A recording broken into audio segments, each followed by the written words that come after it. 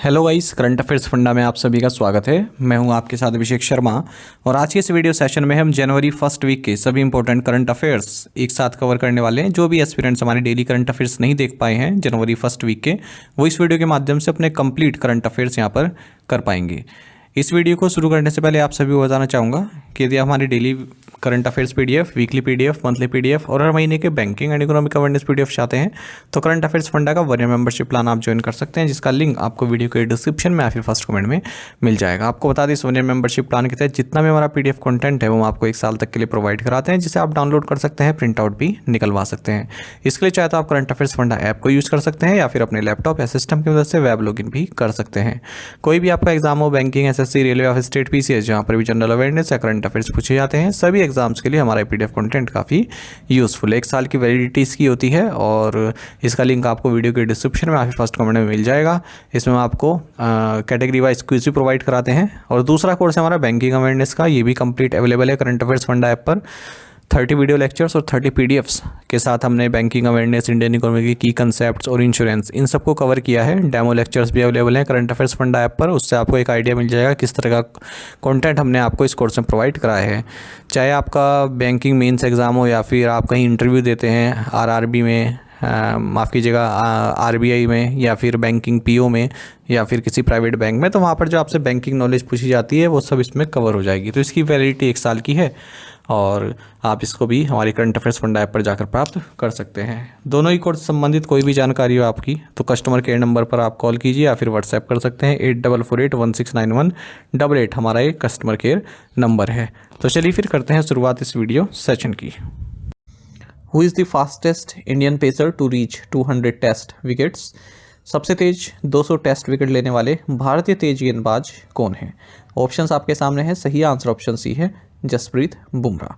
देखिए, सबसे तेज मतलब भारतीय तेज गेंदबाज पूछा है जिन्होंने सबसे तेज 200 टेस्ट विकेट लिए, ना कि केवल भारतीय गेंदबाज पूछा है। भारतीय गेंदबाज में फिर स्पिनर भी आ जाते हैं, पेसर भी आ जाते हैं। यहाँ पर स्पेसिफिक लिखा है भारतीय तेज गेंदबाज कौन है, ठीक है, और केवल भारतीय के बारे में बात की है, ना कि पूरे वर्ल्ड की।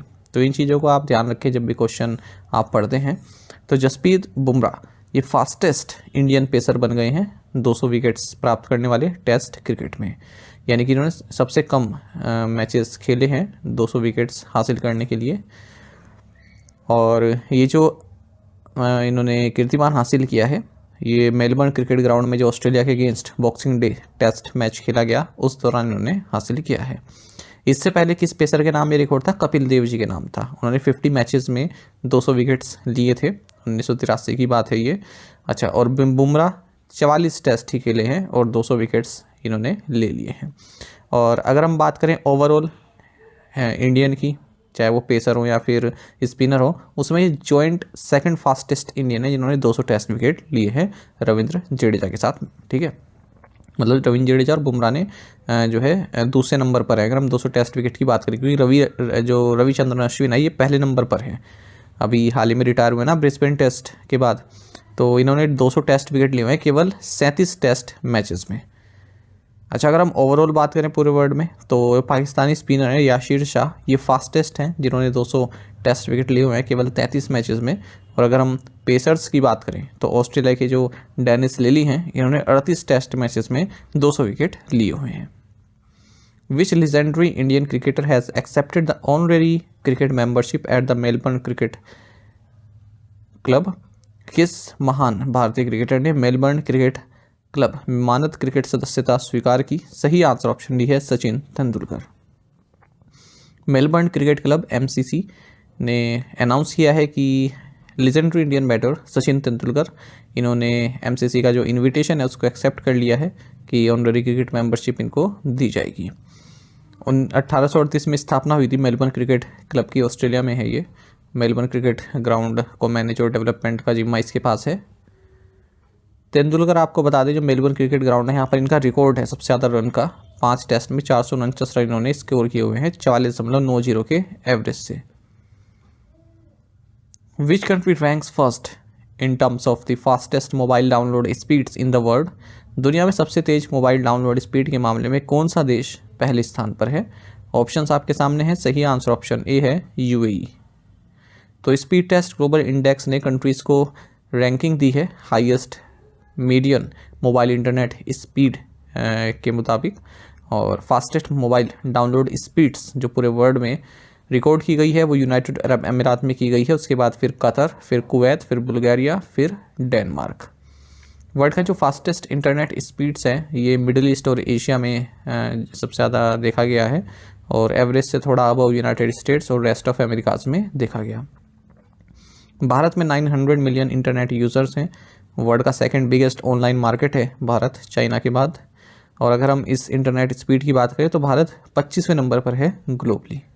यहाँ पर जो डाउनलोड स्पीड है 100.78 Mbps है, अपलोड स्पीड 9.08 Mbps और लेटेंसी 30 ms की। Jimmy Carter, who passed away at the age of 100, served as the 39th president of the United States. Jimmy Carter, जिनका 100 वर्ष की आयु में निधन हो गया, ने संयुक्त राज्य अमेरिका के 39वें राष्ट्रपति के रूप में कार्य किया है। देखिए 3 ऑब्वियसली काफ़ी महत्वपूर्ण है आपके आने वाले एग्जाम में, एक तो जिमी कार्टर, एक जाकिर हुसैन और एक डॉक्टर मनमोहन सिंह।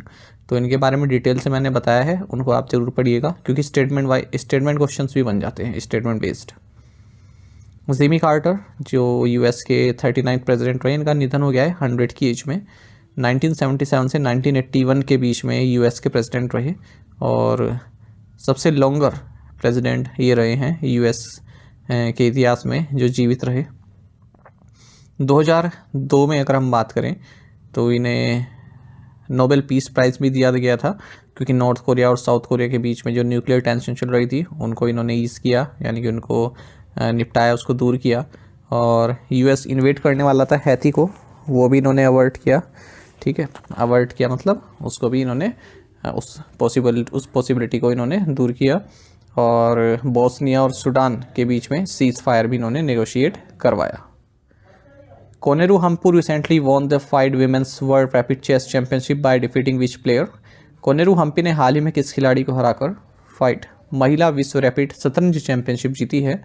सही आंसर ऑप्शन बी है इरेन सिकंदर। तो ग्रैंड मास्टर कोनेरू हम्पी, ये आप सभी जानते हैं चेस से संबंधित है, ग्रैंड मास्टर हैं भारत की।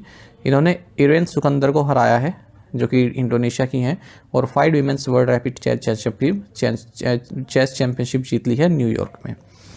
और 2019 में भी जीती थी इन्होंने जॉर्जिया में सेम चैंपियनशिप, और इकलौती दूसरी प्लेयर हैं चाइना की जू वेनजून के बाद जिन्होंने एक से ज़्यादा बार ये चैंपियनशिप जीती है।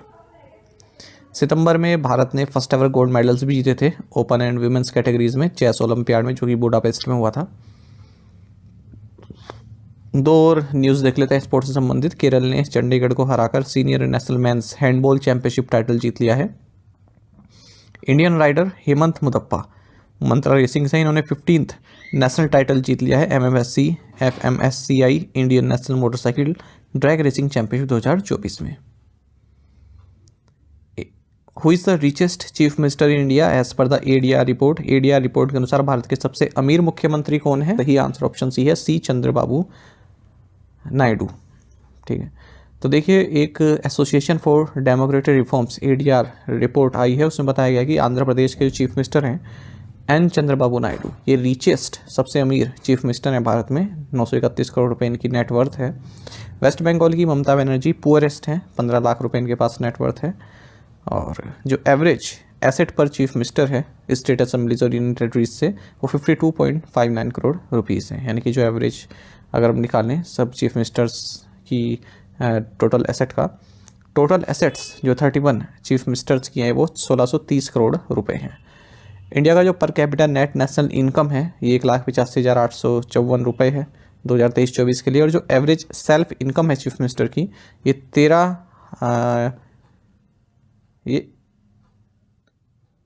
13,64,310 रुपये है ना, जो एवरेज सेल्फ इनकम है, यानी कि 7.3 टाइम्स है average per capita income of India. Arunachal Pradesh की जो पेमा खांडू हैं ये सेकंड रिचेस्ट चीफ मिनिस्टर हैं, उनके बाद फिर कर्नाटक के सिद्धरमैया आते हैं। जम्मू एंड कश्मीर के चीफ मिनिस्टर उमर अब्दुल्ला 55 लाख रुपए इनकी एसेट है, ये सेकंड पुअरेस्ट हैं।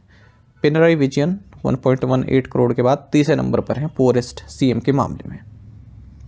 ISRO's space docking experiment SpaDeX mission was launched using which rocket? ISRO का स्पेस डॉकिंग एक्सपेरिमेंट मिशन किस रॉकेट द्वारा लॉन्च किया गया? सही आंसर ऑप्शन बी है PSLV C60। तो इंडियन स्पेस रिसर्च ऑर्गेनाइजेशन ने successfully space docking experiment SpaDeX mission को लॉन्च किया है। तो PSLV C60 रॉकेट द्वारा लॉन्च किया गया। 2 स्मॉल सैटेलाइट्स सेंड की गई, STX-01 चेजर और STX-02 टारगेट। 24 पेलोड्स भी साथ में सेंड किए गए सतीश धवन स्पेस सेंटर हरिकोटा से। 15 मिनट के बाद जब लिफ्ट ऑफ हो गया, दोनों ही इसमें जो स्पेस क्राफ्ट हैं जिनकी 220 kg का वेट रहा, ये 475 किलोमीटर सर्कुलर ऑर्बिट में लॉन्च कर दिए गए। इस मिशन का जो सक्सेस है वो भारत को 4th कंट्री बना देगा इस वर्ल्ड में डॉकिंग टेक्नोलॉजी के बाद। रशिया के पास पहले से ही है, US के पास भी है और चाइना के पास भी है टेक्नोलॉजी। स्पेस डॉकिंग टेक्नोलॉजी का मतलब ये होता है कि मल्टीपल रॉकेट आप लॉन्च कर सकते हैं जिनका केवल एक ही ऑब्जेक्टिव हो, जिनका मिशन ऑब्जेक्टिव एक ही हो। SpaDeX is key to ISRO's future mission sample return from the moon and Indian on moon building and operation of the भारतीय अंतरिक्ष स्टेशन। तो इन सभी एप्लीकेशन में इस मिशन का यूज़ होने वाला है। Recently launched INS Surat is part of which naval project? हाल ही में लॉन्च किया गया INS सूरत किस नौसेना परियोजना का हिस्सा है? सही आंसर ऑप्शन डी है प्रोजेक्ट 15B। देखिए 2 वारशिप्स हैं, एक तो है डेस्ट्रॉयर सूरत, दूसरा है फ्रिगेट नीलगिरी। इनको इंडियन नेवी को डिलीवर किया गया है। तो ये शिप्स को डिज़ाइन किया गया warship design bureau of Indian navy द्वारा और कंस्ट्रक्ट किया गया Mazagon Dock Shipbuilders Limited MDL के द्वारा। जो ये सूरत है वो यार्ड 12707 सूरत, ये 4th एंड फाइनल शिप है प्रोजेक्ट 15B, जो कि विशाखापट्टनम क्लास है, स्टील गाइडेड मिसाइल डिस्ट्रॉयर है और ये इंडियन नेवी की फर्स्ट AI इनेबल्ड वारशिप भी हैं। अगर हम बात करें नीलगिरी की यार्ड 12651 की, तो 7 P-17A फ्रिगेट्स बनाई जानी है, जिनमें से ये पहली है और MDL मुंबई और GRSC कोलकाता द्वारा इसको कंस्ट्रक्ट किया जा रहा है। What was the wage growth in the unincorporated non-agriculture sector in 2022-23? 2022-23 में अनिगमित गैर कृषि क्षेत्र में वेतन वृद्धि कितने प्रतिशत रही? सही आंसर ऑप्शन ए है 13%। देखिए annual survey of unincorporated sector enterprises release किया गया है। इसमें बताया गया कि लगभग 84 लाख इस्टेब्लिशमेंट्स और 1.1 करोड़ जॉब्स ऐड की गई अनइनकॉर्पोरेटेड नॉन एग्रीकल्चर सेक्टर में 2023-24 में, अक्टूबर से सितंबर में। अनइनकॉर्पोरेटेड नॉन एग्रीकल्चर सेक्टर में 13% का इंक्रीज देखने को मिला है अगर हम नॉमिनल वेजेस की बात करें 2023-24 में, और जो वेज ग्रोथ रही है वो 13% की रही है अनइनकॉर्पोरेट सेक्टर में। और अगर हम 2022-23 से बात करें तो उससे तो हायर ही रही है। नंबर ऑफ वर्कर्स जो अनइनकॉर्पोरेट सेक्टर में रिकॉर्ड किए गए वो 12.06 करोड़ रहे हैं 2023-24 में, यानी कि 10% हायर रहे हैं प्रीवियस ईयर से। और जो नंबर ऑफ इस्टेब्लिशमेंट हैं अदर सर्विसेज सेक्टर में वो 23.6% का ग्रोथ यहाँ पर देखने के लिए मिला है। मैन्युफैक्चरिंग सेक्टर में 13% की इंक्रीज देखने के लिए मिला है। Out of total 12.06 crore workers, 5.61 crore workers ये एम्प्लॉयड हैं रूरल एरियाज़ में और 6.45 करोड़ वर्कर्स एम्प्लॉयड हैं अर्बन एरियाज़ में। ग्रोस वैल्यू एडेड ग्रोथ जो हमारे देश के अनऑर्गेनाइज्ड एंटरप्राइजेस की है 16.5% रही है एज अगेंस्ट 16.1% प्रीवियस ईयर। अच्छा, लेबर प्रोडक्टिविटी में भी इंक्रीज देखने को मिला 2023-24 में। ग्रोस वैल्यू एडेड पर वर्कर 5.6% का इंक्रीज देखने को मिला है, जो कि 1.5 लाख रुपीस हो गया 2023-24 में। Total number of establishment in the sector increased substantially to 7.34 crore in 2023-24 from 6.5 crore in 2022-23। 12.8% की ग्रोथ देखने के लिए मिली है। Percentage of female owned proprietary establishment में भी इंक्रीज देखने मिला है 26.2% का 2023-24 में। ठीक है, तो ये सब डेटा आपको याद ही करना होता है। India's defence ministry signed a contract worth rupees 1990 crore with which company for air independent propulsion. Bharat के रक्षा मंत्रालय ने वायु स्वतंत्र प्रणोदन के लिए किस कंपनी के साथ 1990 करोड़ रुपए के अनुबंध पर हस्ताक्षर किए? सही आंसर ऑप्शन डी है मजगांव डॉक शिप बिल्डर्स। तो इंडिया की जो डिफेंस मिनिस्ट्री है इन्होंने 1990 करोड़ रुपए का एक कॉन्ट्रैक्ट साइन किया है मजगांव डॉक शिप बिल्डर्स के साथ, ताकि इस तरह की टेक्नोलॉजी को डेवलप किया जाए जो कि सबमरीन को अंडर वाटर रखने में मदद करती है लंबे समय तक। तो इसके तहत air independent propulsion EIP plug को कंस्ट्रक्ट किया जाएगा। ये टेक्नोलॉजी DRDO द्वारा विकसित की गई है साथ ही 870 करोड़ रुपए का एक MOU और साइन किया गया फ्रांस के नेवल ग्रुप के साथ electronic heavy weight torpedo system के लिए, जो कि कलवरी क्लास सबमरीन के लिए डेवलप किया जा रहा है DRDO के साथ मिलकर। Who has been appointed as the chairperson of the National Accreditation Board for Testing and Calibration Laboratories (NABL)? राष्ट्रीय परीक्षण और अंशशोधन प्रयोगशाला प्रत्यायन बोर्ड के अध्यक्ष के रूप में किसे नियुक्त किया गया? सही आंसर ऑप्शन बी है संदीप शाह। तो डॉक्टर संदीप शाह को चेयरमैन नियुक्त किया गया है, चेयरपर्सन नियुक्त किया गया national accreditation board for testing and calibration laboratories का, जो कि कॉन्स्टिट्यूएंट बोर्ड है क्वालिटी काउंसिल ऑफ इंडिया का, और एक्रेडिटेशन प्रोग्राम भी चलाती है भारत में लेबोरेटरीज के लिए। Where did the 18th edition of the joint military exercise Surya Kiran between India and Nepal take place? Bharat और नेपाल के बीच संयुक्त सैन्य अभ्यास सूर्य किरण का 18वां संस्करण कहाँ आयोजित किया गया? सही आंसर ऑप्शन सी है सल्सानी, नेपाल। तो इंडियन आर्मी कंटिजेंट जिसमें 334 पर्सनल हैं, ये नेपाल के डिपार्ट हो चुके हैं, क्योंकि नेपाल में 18th edition of exercise Surya Kiran conduct होना है। ये एक्सरसाइज 31 दिसंबर से 13 जनवरी 2025 के बीच चल रहा है सल्दांडी, नेपाल में। एनुअल ट्रेनिंग इवेंट होता है ये, ठीक है, हर साल होता है अल्टरनेटिवली, पहले मैं मतलब एक बार नेपाल एक बार भारत, एक बार नेपाल एक बार भारत। तो ये मैंने एनुअल इसलिए लिखा है क्योंकि ये भी स्टेटमेंट बेस्ड क्वेश्चन बन जाते हैं। कभी कभी बाइनियल लिखा जाता है कि 2 साल में एक बार होता है, तो वहाँ पर फिर क्वेश्चन गलत बन जाता है। जो इंडियन आर्मी कंटिजेंट है इसका नेतृत्व कर रही है 11th गोरखा राइफल्स, और नेपाल आर्मी कंटिजेंट को नेतृत्व कर रही है श्रीचुंग battalion. Which company has expanded its partnership with Bank of Baroda to implement financial inclusion solution? किस कंपनी ने वित्तीय समावेशन समाधान लागू करने के लिए बैंक ऑफ बड़ौदा के साथ अपनी साझेदारी का विस्तार किया है? सही आंसर ऑप्शन ए है TCS। देखिए, टाटा कंसल्टेंसी सर्विसेज ने अपनी पार्टनरशिप एक्सपेंड की है बैंक ऑफ बड़ौदा के साथ, जो कि इंडिया का second largest public sector bank है, ठीक है, और ताकि end to end financial inclusion solution अगले 5 साल तक इम्प्लीमेंट किए जा सके। As part of the extended deal TCS ने कहा है कि हम अपना जो TCS financial inclusion gateway solution है बैंक ऑफ बड़ौदा के सिस्टम में डिप्लॉय करेंगे। How much fine did SEBI impose on Ebix Cash limited and its promoter entity Ebix Inc? SEBI ने एबिक्स कैश लिमिटेड और इसकी प्रमोटर इकाई एबिक्स इंक पर कितना जुर्माना लगाया? सही आंसर ऑप्शन बी है 6 लाख रुपए। तो कैपिटल मार्केट्स रेगुलेटर है सेबी ने 6 लाख रुपए का जुर्माना लगाया है एबिक्स कैश लिमिटेड और इसकी जो प्रमोटर एंटिटी है एबिक्स पर, क्योंकि ये अपना IPO लाने वाले हैं, इनिशियल पब्लिक ऑफरिंग, और इससे संबंधित जो नॉर्म्स हैं उनका अनुपालन इन्होंने नहीं किया है। तो सेबी ने यहाँ पर इंक्वायरी की थी और उन्होंने पाया कि उन्होंने वायलेशन किए हैं सेबी का जो ICDR है, यानी issue of capital and disclosure requirement rules, उनका इन्होंने वायलेट किया है। Which airline has launched the zero waste airport project at Indore airport? किस एयरलाइन ने इंदौर हवाई अड्डे पर जीरो वेस्ट एयरपोर्ट परियोजना शुरू की है? सही आंसर ऑप्शन ए है इंडिगो। तो इंडिगो ने अपने CSR इनिशिएटिव इंडिगो रीच के through airports authority of India and AAS foundation Indore के साथ मिलकर zero waste airport project launch किया है इंदौर एयरपोर्ट में। तो यहाँ पर 4R स्ट्रेटजी को अपना रहे हैं। 4R मतलब रिड्यूस, रीयूज़, रिसाइकल, रिकवर, ताकि जो इन्वायरमेंटल इम्पैक्ट है, ठीक है, उसको मिनिमाइज़ किया जा सके एयरपोर्ट ऑपरेशन पर। और जो भी एयरपोर्ट पर वेस्ट है 750 kg डेली प्रोसेस करेंगे। 750 kg का जो वेस्ट है उसको डेली ये प्रोसेस करेंगे। Who became the youngest female ever to summit the highest peak on all 7 continents? सभी 7 महाद्वीपों की सबसे ऊंची चोटियों पर चढ़ने वाली सबसे कम उम्र की महिला कौन बनी? सही आंसर ऑप्शन डी है काम्या कार्तिकेयन। तो काम्या कार्तिकेयन जो कि स्टूडेंट हैं नेवी चिल्ड्रन स्कूल मुंबई में, ये यंगेस्ट फीमेल बनी है जिन्होंने 7 कॉन्टिनेंट्स की सभी हाईएस्ट पीक को सबमिट किया है।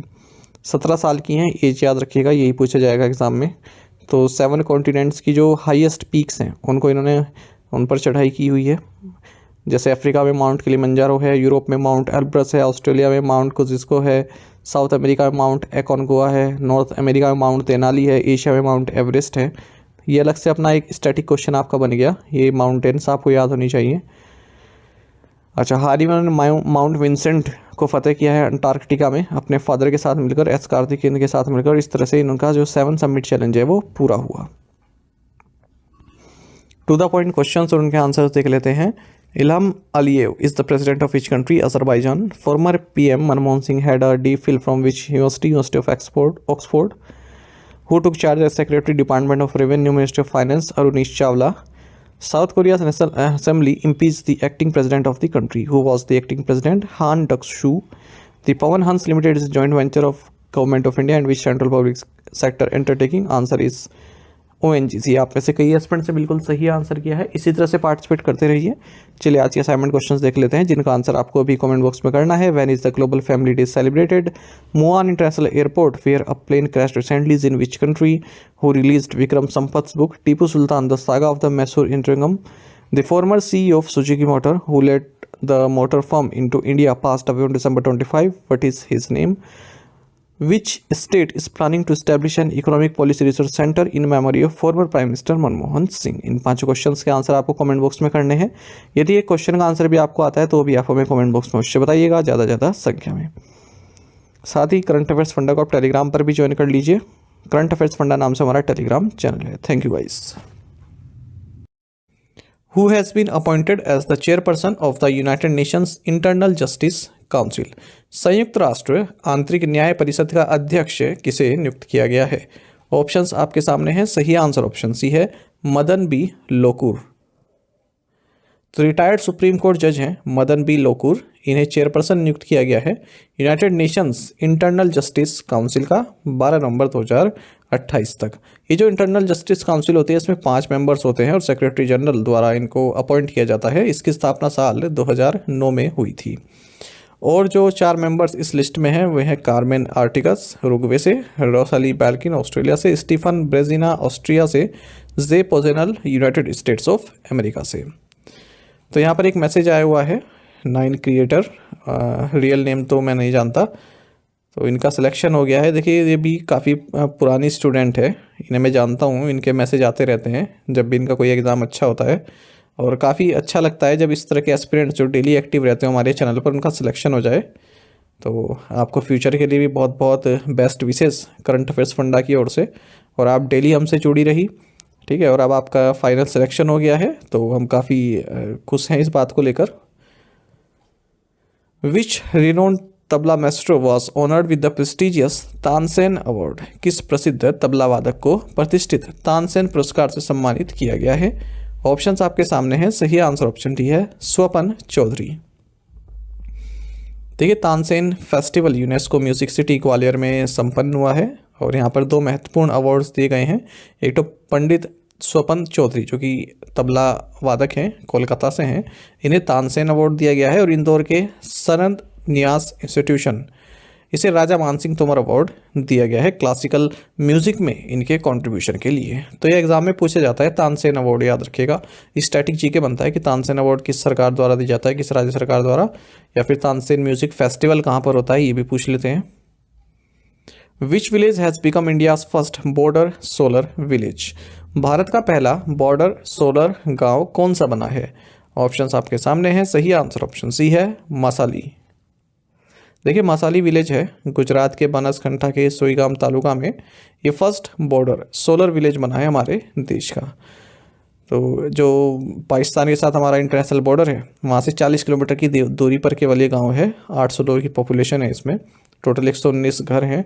और PM सूर्य घर योजना के तहत सभी घरों पर सोलर रूफटॉप्स लगाया जा चुका है।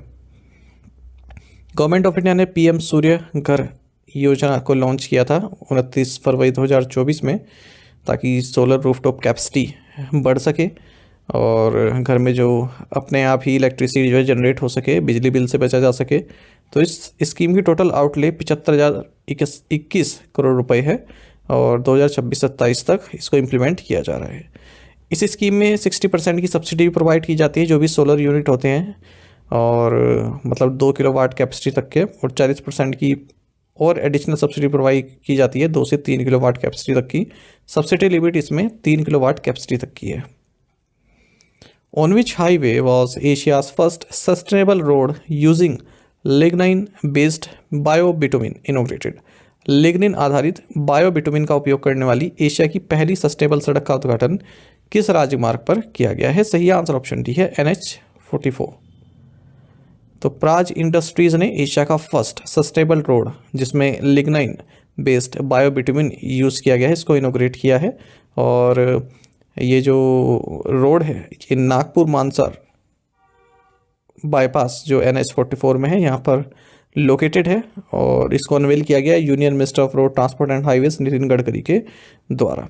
तो इससे जो हमारी डिपेंडेंसी है फॉसिल डिराइव्ड बिटुमिन की, ठीक है, तो उस पर हमारी डिपेंडेंस कम हो जाती है, और एक ग्रीन टेक्नोलॉजी यहाँ पर यूज़ किया गया है। बायो बिटुमिन यानी कि बायो जुड़ गया ना, इसका मतलब फॉसिल ड्राइव्ड बिटुमिन नहीं है ये। अच्छा, तो प्राज जो टेक्नोलॉजी है ये क्रूड लिग्नाइन को लिग्नाइन बायोबिटुमिन में कन्वर्ट करती है, जो कि फॉसिल बेस्ड बिटुमिन का सब्स्टिट्यूट है। बायोबिटुमिन ने जो ये बायोबिटुमिन है इसको बनाया जा रहा है प्राज इंडस्ट्रीज द्वारा सेंट्रल रोड रिसर्च इंस्टीट्यूट के साथ मिलकर। जो बिटुमिन है ये एक ब्लैक विस्कस मिक्सचर होता है हाइड्रोकार्बन्स का, और क्रूड ऑयल के फ्रैक्शनेटिंग के दौरान इसको जनरेट किया जाता है। Who has been appointed as the new Chief Executive Officer of India Cements Limited? India cements limited का नया मुख्य कार्यकारी अधिकारी को नियुक्त किया गया है। ऑप्शंस आपके सामने हैं, सही आंसर ऑप्शन सी है सुरेश वसंत पाटिल। तो इंडिया सीमेंट्स लिमिटेड जो कि अब सब्सिडरी है अल्ट्राटेक सीमेंट्स लिमिटेड की, इन्होंने अनाउंस किया है कि हमने नए चीफ एग्जीक्यूटिव ऑफिसर और चीफ फाइनेंशियल ऑफिसर नियुक्त किए हैं। तो सुरेश वसंत पाटिल नए CEO होंगे इंडिया सीमेंट्स लिमिटेड के, और कृष्ण गोपाल लतसारिया ये नए CFO होंगे। देखिए अल्ट्राटेक सीमेंट जो है इसने एडिशनल 32.72% इक्विटी स्टेक हासिल किए हाल ही में इंडिया सीमेंट्स में, हमने पढ़ा भी था, और पहले से ही 22.77% स्टेक थे। तो अब अल्ट्राटेक के जो अल्ट्राटेक के स्टेक हैं इंडिया सीमेंट में वो 55.49% हैं। Which Indian businessman was recently awarded Bahrain's prestigious national honor, the Medal of Efficiency? हाल ही में किस भारतीय व्यवसायी को बहरीन के प्रतिष्ठित राष्ट्रीय सम्मान दक्षता पदक से सम्मानित किया गया है? सही आंसर ऑप्शन बी है डॉक्टर रवि पिल्लई। तो इंडियन बिजनेसमैन है डॉक्टर रवि पिल्लई, इन्हें बहरीन का प्रेस्टिजियस नेशनल ऑनर दिया गया है मेडल ऑफ एफिशिएंसी। इनका जो कंट्रीब्यूशन रहा है बहरीन में, ठीक है, उसको देखते हुए, और ये इकलौते फॉरेन नेशनल बन गए हैं जिन्हें ये टाइटल दिया गया है। तो किंग हमाद बिन ईसा अल खलीफा जो कि किंग हैं बहरीन के, इन्होंने ये मेडल दिया है मिस्टर पिल्लई को। RP ग्रुप के चेयरमैन हैं। एक स्क्रीनशॉट मैं आपके साथ और शेयर करूंगा, ये अक्षत शर्मा है, ठीक है, तो इन्होंने भी करंट अफेयर्स का बैच लिया था 25 दिसंबर को, और केवल 2 दिन इन्होंने पढ़ा, नवंबर और दिसंबर का करंट अफेयर्स, और 2 दिन में ही इनका जो है NICL का असिस्टेंट मेंस एग्ज़ाम काफ़ी अच्छा हुआ, 25 क्वेश्चंस एग्जैक्ट करेक्ट हुए ये बता रहे हैं। तो ये स्क्रीनशॉट मैं आपके साथ इसलिए शेयर करता हूँ ताकि आपके अंदर एक कॉन्फिडेंस आ सके कि हम सही प्लेटफॉर्म पर पढ़ रहे हैं, ठीक है। तो इनसे आप बिल्कुल आपका कॉन्फिडेंस बूस्ट होता होगा, और क्योंकि आप डेली आ रहे हैं, अपना समय यहाँ पर दे रहे हैं चैनल पर, तो ये मेरी जिम्मेदारी बनती है कि आपके साथ इस तरह के स्क्रीनशॉट शेयर करूं ताकि आपको पता तो चले कि हाँ बच्चे जो सीरियसली पढ़ रहे हैं उनको बेनिफिट भी हो रहा है इस चीज़ का। Which public sector bank has been fined LKR 2 million यानी कि Lankan rupees 2 billion by the central bank of Sri Lanka? Sri Lanka के सेंट्रल बैंक ने किस पब्लिक सेक्टर बैंक पर LKR 2 मिलियन का जुर्माना लगाया है? सही आंसर ऑप्शन ए है इंडियन बैंक। तो public sector lender Indian Bank limited ने कहा है कि जो सेंट्रल बैंक ऑफ श्रीलंका है इसकी जो फाइनेंशियल इंटेलिजेंस यूनिट है, इन्होंने लंकन रुपी 2 मिलियन यानी कि 5.85 लाख रुपीज़ की मॉनेटरी पेनल्टी लगाई है इंडियन बैंक पर, क्योंकि श्रीलंका का जो फाइनेंशियल ट्रांजैक्शंस रिपोर्टिंग एक्ट है उसके साथ इन्होंने कंप्लाई नहीं किया है। इंडियन बैंक की बात करें तो MD and CEO Vinod Kumar हैं, हेडक्वार्टर्स चेन्नई है, और टैगलाइन है योर ओन बैंक, आपका अपना bank. Which state government has declared Rath Saptami as state festival? किस राज्य सरकार ने रथ सप्तमी को राज्य उत्सव घोषित किया है? सही आंसर ऑप्शन डी है आंध्र प्रदेश। तो आंध्र प्रदेश गवर्नमेंट ने डिक्लेयर किया है कि रथ सप्तमी को हम स्टेट फेस्टिवल डिक्लेयर कर रहे हैं, और श्री सूर्य नारायण स्वामी टेम्पल में ये फेस्टिवल मनाया जाएगा 4 फरवरी 2025 को। तो रथ सप्तमी फेस्टिवल होता है यानी कि सन गॉड के बर्थ से संबंधित है ये festival. Which digital lending platform has appointed Sachin Tendulkar as brand ambassador? किस डिजिटल ऋण मंच ने सचिन तेंदुलकर को ब्रांड एम्बेसडर नियुक्त किया है? सही आंसर ऑप्शन बी है किस्त। किस्त जो कि इंडिया का लीडिंग डिजिटल लैंडिंग प्लेटफॉर्म है, इन्होंने एक लॉन्ग टर्म एसोसिएशन अपना अनाउंस किया है सचिन तेंदुलकर के साथ। एक तो स्ट्रेटेजिक इन्वेस्टर बन गए हैं और ब्रांड एम्बेसडर भी बने हैं। एक और इसी तरह की न्यूज़ देख लेते हैं। Kho kho federation of India ने अनाउंस किया है कि बॉलीवुड एक्टर टाइगर श्रॉफ और सलमान खान ये ब्रांड एम्बेसडर बनाए गए हैं पहले खो खो वर्ल्ड कप 2025 के लिए, जो कि न्यू दिल्ली में होगा 13 से 19 जनवरी के बीच में। Which health care platform was recently acquired by Reliance Industries? हाल ही में रिलायंस इंडस्ट्रीज ने किस हेल्थ केयर प्लेटफॉर्म का अधिग्रहण किया है? सही आंसर ऑप्शन सी है, कार्किनोस। बिलियनियर मुकेश अंबानी की जो रिलायंस इंडस्ट्री है, इन्होंने technology driven and oncology focused health care platform Karkinos को एक्वायर किया है 375 करोड़ रुपए में। ऑन्कोलॉजी आप समझते होंगे कैंसर से संबंधित होता है। तो कार्किनोस क्या है? ये इनोवेटिव सॉल्यूशंस प्रोवाइड कराती है कैंसर के लिए, डिटेक्शन के लिए, डायग्नोसिस के लिए, मैनेजमेंट के लिए। Which Russian chess grand master won the FIDE world rapid championship 2024? किस रूसी शतरंज ग्रैंड मास्टर ने फाइट वर्ल्ड रैपिड चैंपियनशिप 2024 जीती है? सही आंसर ऑप्शन बी है, वोलोडर मुर्सिन। तो रशियन चेस ग्रैंड मास्टर है वोलोडर मुर्सिन, इन्होंने फाइट वर्ल्ड रैपिड चैंपियनशिप 2024 जीती है न्यूयॉर्क में। और जो ये 2024 वर्ल्ड ब्लिट्ज चैंपियनशिप है, ये हाल ही में एक वॉल स्ट्रीट न्यूयॉर्क में हुई है, ठीक है। और इसमें नॉर्वे के मैग्नस कार्लसन और रशिया के इयान नेपोमिनस्की इन्होंने टाइटल शेयर किया है, क्योंकि इनका मैच जो है टाई हो गया। तो अलग अलग न्यूज़ हैं ये दो। पहला तो है फाइट वर्ल्ड रैपिड चैंपियनशिप, जिसे वोलोडर मुर्सिन ने जीता है ओपन कैटेगरी में, या फिर आप मेल कैटेगरी में कह सकते हैं। और एक है ये 2024 वर्ल्ड ब्लिट्ज चैंपियनशिप, जो कि न्यूयॉर्क में हुई है, इसमें नॉर्वे के मैग्नस कार्लसन ने जीता है। What is the new deadline under the direct tax विवाद से विश्वास स्कीम 2024? प्रत्यक्ष कर विवाद से विश्वास योजना 2024 के तहत नई समय सीमा क्या है? सही आंसर ऑप्शन सी है, 31 जनवरी 2025। तो देखिए, जो डायरेक्ट टैक्स विवाद से विश्वास स्कीम 2024 है, इसकी जो डेडलाइन है वो central board of direct taxes द्वारा एक्सटेंड कर दी गई है। तो अब टैक्स पेयर के पास 31 जनवरी 2025 तक का समय है अपना डिक्लेरेशन और या भी जो भी टैक्स रिलेटेड डिस्प्यूट है उसको सबमिट कर सकते हैं। अच्छा, अगर 1 फरवरी 2025 से क्या होगा? जो भी इस स्कीम में पार्टिसिपेट करेंगे उन्हें एडिशनल फीस जो है देनी होगी। तो इस स्कीम में क्या है, टैक्स पेयर का जो भी डिस्प्यूट है टैक्स से संबंधित उसको रिजॉल्व किया जाता है और कोई पेनल्टी उन पर नहीं लगती है। विवाद से विश्वास 2.0 का एम है नंबर ऑफ लिटिगेशंस को डिक्रीज करना, ठीक है, और जो भी टैक्स डिस्प्यूट्स हैं उनको सोल्व करना। Who has been recently appointed as the prime minister of Iceland? हाल ही में आइसलैंड के प्रधानमंत्री के रूप में किसे नियुक्त किया गया है? सही आंसर ऑप्शन डी है, क्रिस्टोन मजोल फ्रोस्टाडोटिर। तो हाला थोमसडोटिर जो कि प्रेसिडेंट हैं आइसलैंड के, इन्होंने क्रिस्टोन मजोर फ्रोस्टाडोटिर को प्राइम मिनिस्टर नियुक्त किया है आइसलैंड का। ये लीडर हैं सोशल डेमोक्रेटिक अलायंस की और फॉर्मर पीएम बजारनी बेनेडिक्टसन को ही रिप्लेस कर रही हैं। आइसलैंड की बात करें, कैपिटल है रेजाविक और करेंसी है क्रोना। इसी तरह का एक और करंट अफेयर देखें तो आइसाके वालू ये प्राइम मिनिस्टर नियुक्त हुए हैं टोंगो के। Which organisation has recently partnered with the West Bengal government to treat children with non communicable disease?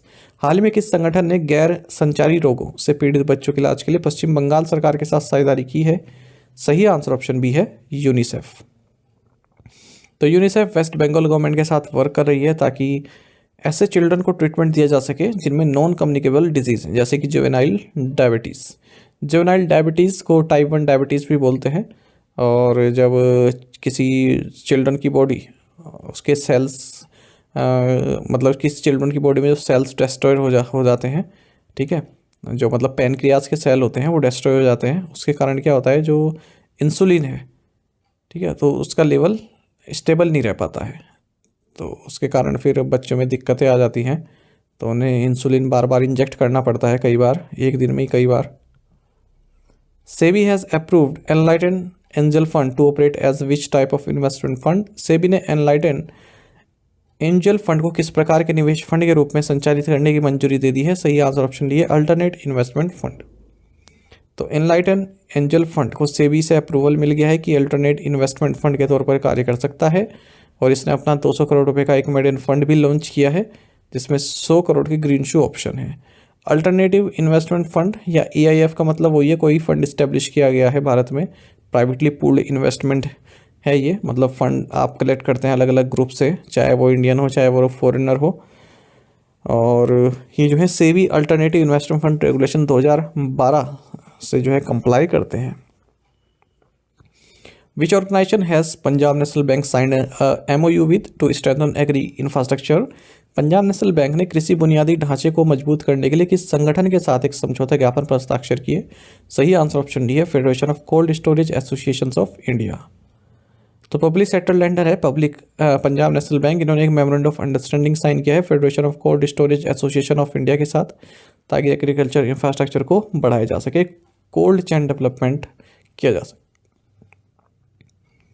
बाकी MD एंड CO PNB के अतुल कुमार गोयल हैं। Who holds the world record of the youngest player to score 150 in list A cricket?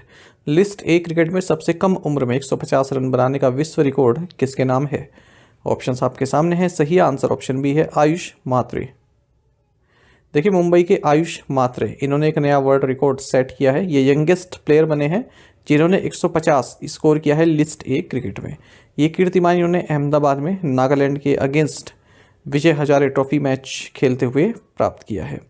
इनकी as है 17 साल 168 दिन और इन्होंने record तोड़ा है यशस्वी जायसवाल का, जिन्होंने 17 साल 291 दिन रहते हुए ये रिकॉर्ड बनाया था 2019 में। क्रिकेट से ही संबंधित दो और न्यूज़ देख लेते हैं, महत्वपूर्ण है। साउथ अफ्रीका ने फर्स्ट टेस्ट में पाकिस्तान को हराया है और इस तरह से पहली टीम बन गई है जिसने ICC world test championship final 2025 के लिए क्वालिफाई किया है। आपको बता दें फाइनल लॉर्ड्स में खेला जाएगा 11 से 15 जून 2025 के बीच में। वहीं भारत के पेसर जसप्रीत बुमराह ये highest ever ranked Indian test bowler बन गए हैं ICC रैंकिंग की हिस्ट्री में, और रविचंद्रन अश्विन के जो 904 रेटिंग है उसको इन्होंने पीछे छोड़ दिया है। तो जसप्रीत बुमराह की रेटिंग है 907 पॉइंट्स की। और अगर ओवरऑल बात करें तो ये 17वें नंबर पर है, इन्हीं के साथ डेरेक अंडरवुड भी हैं इंग्लैंड के। अगर हम टॉप पर बात करें इस लिस्ट में तो इंग्लिश बॉलर्स सिडनी बार्न्स ये टॉप पर हैं 932 और जॉर्ज लेमन ये 931 पर हैं। तो पहले खेलते थे ये, पर इनका रिकॉर्ड अब तक टूटे नहीं है। Which state won the 78th edition of the Santosh trophy national football championship? Santosh trophy राष्ट्रीय फुटबॉल चैंपियनशिप का 78वां संस्करण किस राज्य ने जीता है? ऑप्शंस आपके सामने हैं। सही आंसर ऑप्शन डी है, वेस्ट बंगाल। तो वेस्ट बंगाल ने संतोष ट्रॉफी नेशनल फुटबॉल चैंपियनशिप जीत ली है। 33वीं बार केरल को इन्होंने फाइनल में हराया है और ये 78वां एडिशन रहा है संतोष ट्रॉफी नेशनल फुटबॉल चैंपियनशिप का, जो कि ये फाइनल है ये हैदराबाद तेलंगाना में खेला गया है JMC बालायोगी स्टेडियम में। टॉप गोल स्कोर रहे रोबी हंसदा, 12 गोल इन्होंने स्कोर किए। बेस्ट प्लेयर भी यही रहे हैं। Which two landmarks does the India's first glass bridge over sea connect? समुद्र पर बना भारत का पहला कांच का पुल किन दो स्थलों को जोड़ता है? सही आंसर ऑप्शन सी है, Thiruvalluvar statue and Vivekananda rock memorial. Tamil Nadu के चीफ मिनिस्टर हैं MK स्टैलिन, इन्होंने इंडिया का first glass bridge over the sea यानी कि सी के ऊपर बना हुआ ग्लास ब्रिज, इंडिया का पहला ग्लास ब्रिज है जो सी के ऊपर बना है, इसको इनॉग्रेट किया है कन्याकुमारी में। और ये तिरुवल्लुवर स्टैचू को विवेकानंद रॉक मेमोरियल से कनेक्ट करता है। ये जो ग्लास ब्रिज है इसकी लंबाई 77 मीटर है और 10 मीटर चौड़ा है, 133 फीट इसकी हाइट है। तिरुवल्लुवर स्टैचू का भी नामकरण किया गया है, स्टैचू ऑफ विजडम इसको बोला जा रहा है। तिरुवल्लुवर की अगर हम बात करें या वल्लुवर इनको बोलते हैं, ये इंडियन पोइट रहे हैं, फिलोसोफर रहे हैं और इनका एक संग्रह भी है थिरुकुल्लूर इसको बोलते हैं, एग्जाम में पूछा जाता है। तो इसमें ethics, political, economic matters, love, इन सबको डिस्कस किया गया है। Citizens from which country were mostly deported from India in the period 2023-24? 2023-24 की अवधि में सबसे अधिक भारत से किस देश के नागरिकों को निर्वासित किया गया? ऑप्शंस आपके सामने हैं। सही आंसर ऑप्शन ए है, नाइजीरिया। देखिए यूनियन होम मिनिस्ट्री ने अपनी एनुअल रिपोर्ट 2023-24 में बताया है कि हाईएस्ट नंबर ऑफ फॉरेनर्स जो भारत से डिपोर्ट किए गए हैं नाइजीरिया से रहे हैं, उसके बाद फिर बांग्लादेश, फिर युगांडा। तो 2331 फॉरेनर्स को डिपोर्ट किया गया है फॉरेनर्स रीजनल रजिस्ट्रेशन ऑफिसर्स द्वारा 1 अप्रैल 2023 से 31 मार्च 2024 के बीच में। इन 2331 में से 1417 नाइजीरिया से हैं, 411 बांग्लादेश से हैं, 78 युगांडा से हैं। जो ये फॉरेनर्स रीजनल रजिस्ट्रेशन ऑफिसर्स होते हैं, ये रिकॉर्ड अपने पास रखते हैं फॉरेनर्स का जो भारत आते हैं वैलिड डॉक्यूमेंट पर, और फिर उनको डिपोर्ट भी कर दिया जाता है यदि वो वीज़ा से ज़्यादा ओवर स्टे कर जाएँ कंट्री में, या फिर वीज़ा कंडीशन को बाधित करें या फ्लॉट करें। लगभग 98 लाख फॉरेनर्स भारत विजिट किए हैं इस पीरियड में, 2023-2024, अप्रैल 2023 से मार्च 2024 के बीच में। सबसे ज़्यादा विजिटर बांग्लादेश से आए, उसके बाद फिर यूएसए से, फिर यूनाइटेड किंगडम से, फिर Australia, Canada, Sri Lanka, Malaysia, Germany, Nepal और Singapore. Which international grouping commemorated its 20th anniversary? किस अंतर्राष्ट्रीय समूह ने अपनी 20वीं वर्षगांठ मनाई है? ऑप्शंस आपके सामने हैं। सही आंसर ऑप्शन ए है क्वेड। तो भारत और क्वेड मेंबर नेशंस ने रीअफर्म किया है कि हम इंडो पैसिफिक की स्वतंत्रता के लिए कार्य करते रहेंगे, क्योंकि चाइना जो है अपनी प्रेजेंस उसमें बढ़ाता जा रहा है। और इसी को देखते हुए फॉरेन मिनिस्टर्स जो है क्वेड मेंबर नेशंस के, उन्होंने 20th एनिवर्सरी क्वेड की मनाई है और एक जॉइंट स्टेटमेंट भी जो है डिलीवर किया है। तो भारत और यूएस, ऑस्ट्रेलिया और जापान, 20 साल पहले की बात है, 2004 में जब इंडियन ओशन अर्थक्वेक और सुनामी आया था, तो उसमें इन्होंने मिलकर सहयोग किया और क्वेड की स्थापना हुई। 2025 में भारत क्वेड समिट को होस्ट करने वाला है, ये महत्वपूर्ण है। हाल ही में यूपीपीसीएस एग्जाम हुआ था, उसमें ही पूछा गया था। For how many consecutive quarters has the government kept the interest rates on small savings schemes unchanged starting January 1st, 2025? सरकार ने 1 जनवरी 2025 से लगातार कितनी तिमाहियों तक लघु बचत योजनाओं पर ब्याज दरों को अपरिवर्तित रखा है? सही आंसर ऑप्शन सी है 4। गवर्नमेंट ने डिसाइड किया है कि जो अलग अलग तरह की स्मॉल सेविंग्स स्कीम्स हैं उन पर जो इंटरेस्ट रेट है ये अनचेंज रहेगा, अपरिवर्तित रहेगा, और ये लगातार चौथा क्वार्टर है जब इन इंटरेस्ट रेट को अनचेंज रखा गया है। और अब जो अनचेंज रखा गया है ये 1 जनवरी 2025 से मार्च 31, 2025 तक वैलिड रहने वाला है। लास्ट रिवीजन जब किया गया था इन स्कीम में तब वो 2023-24 के 4th क्वार्टर की बात है। देख लेते हैं क्या क्या रेट्स चल रहे हैं। सुकन्या समृद्धि योजना में 8.2%, 3 ईयर टर्म डिपॉजिट में 7.1%, पब्लिक प्रोविडेंट फंड में 7.1%, पोस्ट ऑफिस सेविंग्स डिपॉजिट में 4%, किसान विकास पत्र में 7.5%, मैच्योर 115 मंथ में होता है, नेशनल सेविंग सर्टिफिकेट में 7.7%, मंथली इनकम स्कीम में 7.4%। अच्छा, जो स्मॉल सेविंग स्कीम है ये मेजरली पोस्ट ऑफिसेज या बैंक्स द्वारा ऑपरेट की जाती हैं। उनमें जो इंटरेस्ट रेट नोटिफाई होता है गवर्नमेंट द्वारा हर क्वार्टर में नोटिफाई किया जाता है। ISRO hosted the launch of 10 payloads from non-government entities to the space. Which PSLV module is used in the mission? ISRO ने गैर सरकारी संस्थाओं के 10 पेलोड को कक्षा में स्थापित किया। मिशन में किस PSLV मॉड्यूल का उपयोग किया गया? सही आंसर ऑप्शन डी है POEM-4। Indian national space promotion and authorisation centre यानी कि इन स्पेस, इसने सक्सेसफुली इस्टेब्लिश किया है, ऑपरेशनलाइज किया है 10 पेलोड्स को जो कि नॉन गवर्नमेंट एंटिटीज़ के थे, और ये सभी को PSLV orbital experimental module POEM-4 के द्वारा भेजा गया है PSLV C60 स्पार्टेक्स मिशन के दौरान। ये मिशन को लॉन्च किया गया इसरो के द्वारा।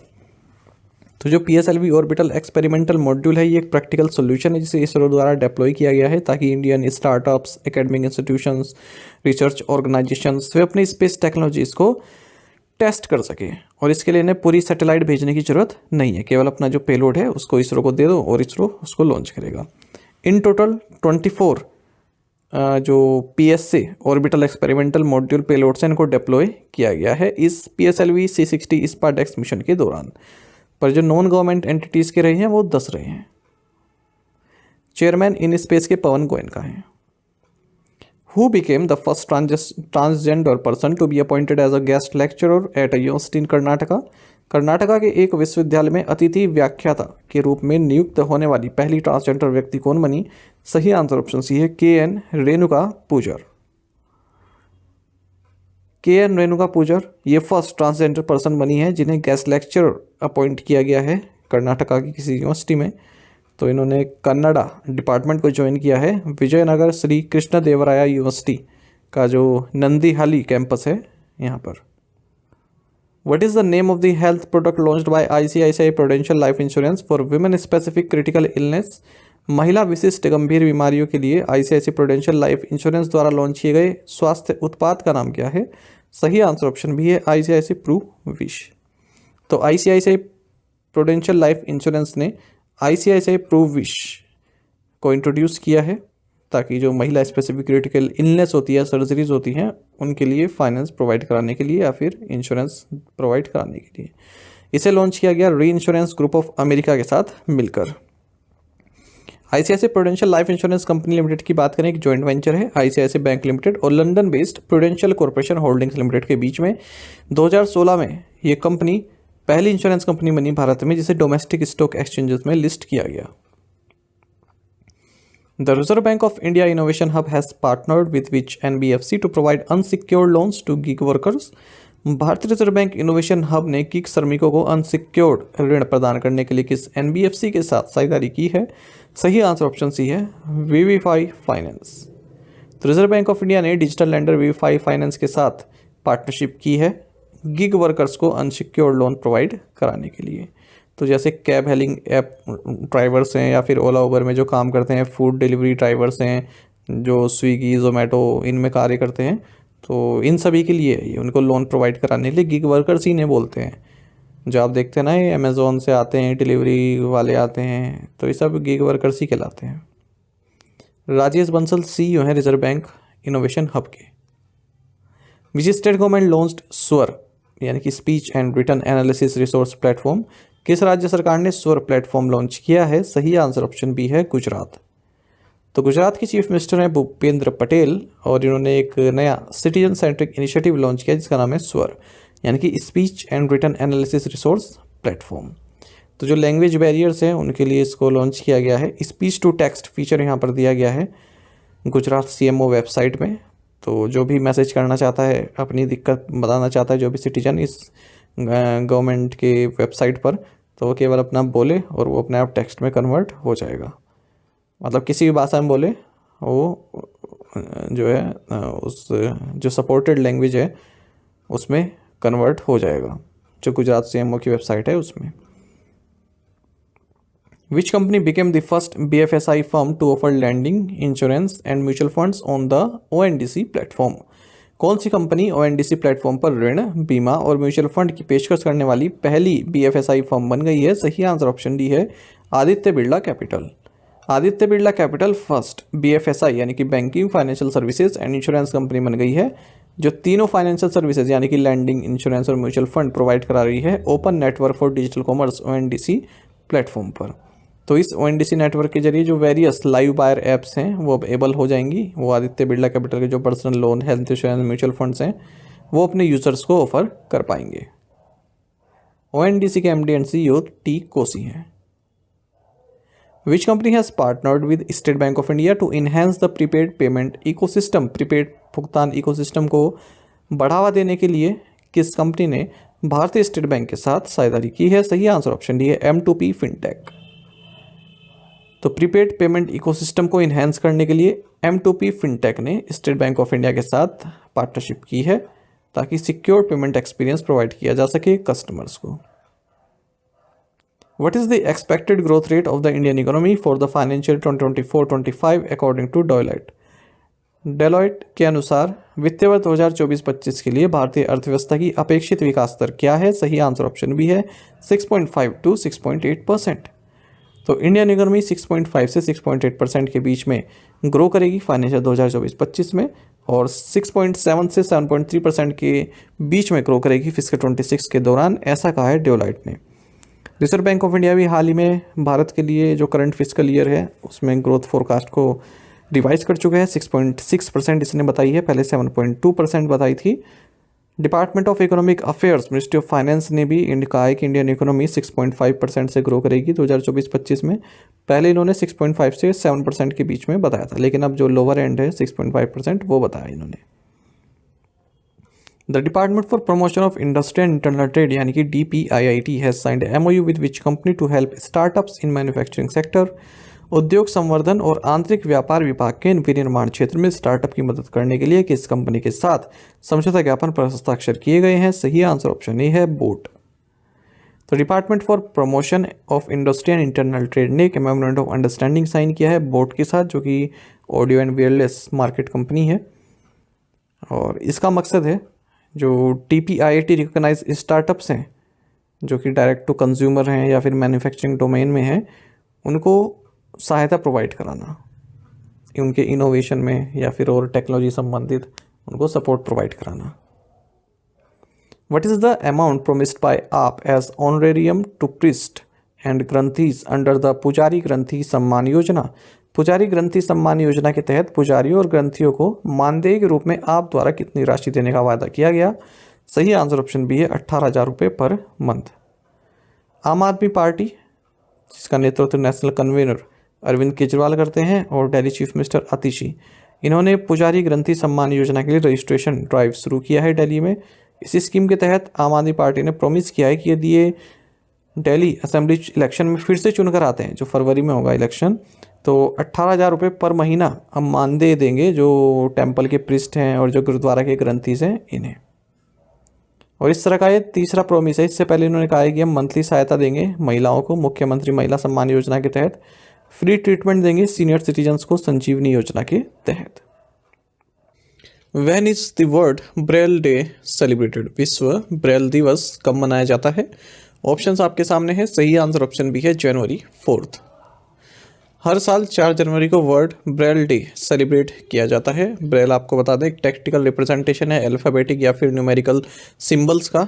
6 डॉट्स के माध्यम से हम रिप्रेजेंट करते हैं ईच लेटर और नंबर को। इवन जो म्यूजिकल, मैथमेटिकल, साइंटिफिक सिंबल्स हैं उनको भी रिप्रेजेंट किया जाता है। तो जो ये ब्रेल है ये इसके इन्वेंटर रहे थे लुइस ब्रेल, फ्रांस से थे। इन्हीं के नाम पर रखा गया है। जो ब्लाइंड पीपल हैं या फिर पार्शली ब्लाइंड पीपल हैं तो उन्हें दिक्कत आती है बुक्स रीड करने में, तो इस ब्रेल तकनीक के माध्यम से वो लोग समझ सकते हैं। Who is among the 4 winners of the major Dhyan Chand Khel Ratna award for 2024?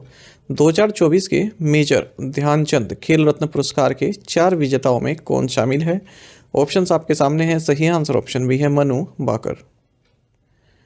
Double Olympic medallist Manu Bhaker और chess world championship champion D Gukesh, ये उन 4 विनर्स में शामिल हैं जिन्हें मेजर ध्यानचंद खेल रत्न अवार्ड इस बार दिया जाएगा। स्पोर्ट्स मिनिस्ट्री द्वारा अनाउंस किया गया है। साथ ही 32 अर्जुन अवार्ड भी दिए जाएंगे जिनमें से 17 पैरा एथलीट्स को दिए जाएंगे। यानी कि जो 32 नाम है अर्जुन अवार्डीज़ के, उनमें 17 तो पैरा एथलीट्स हैं।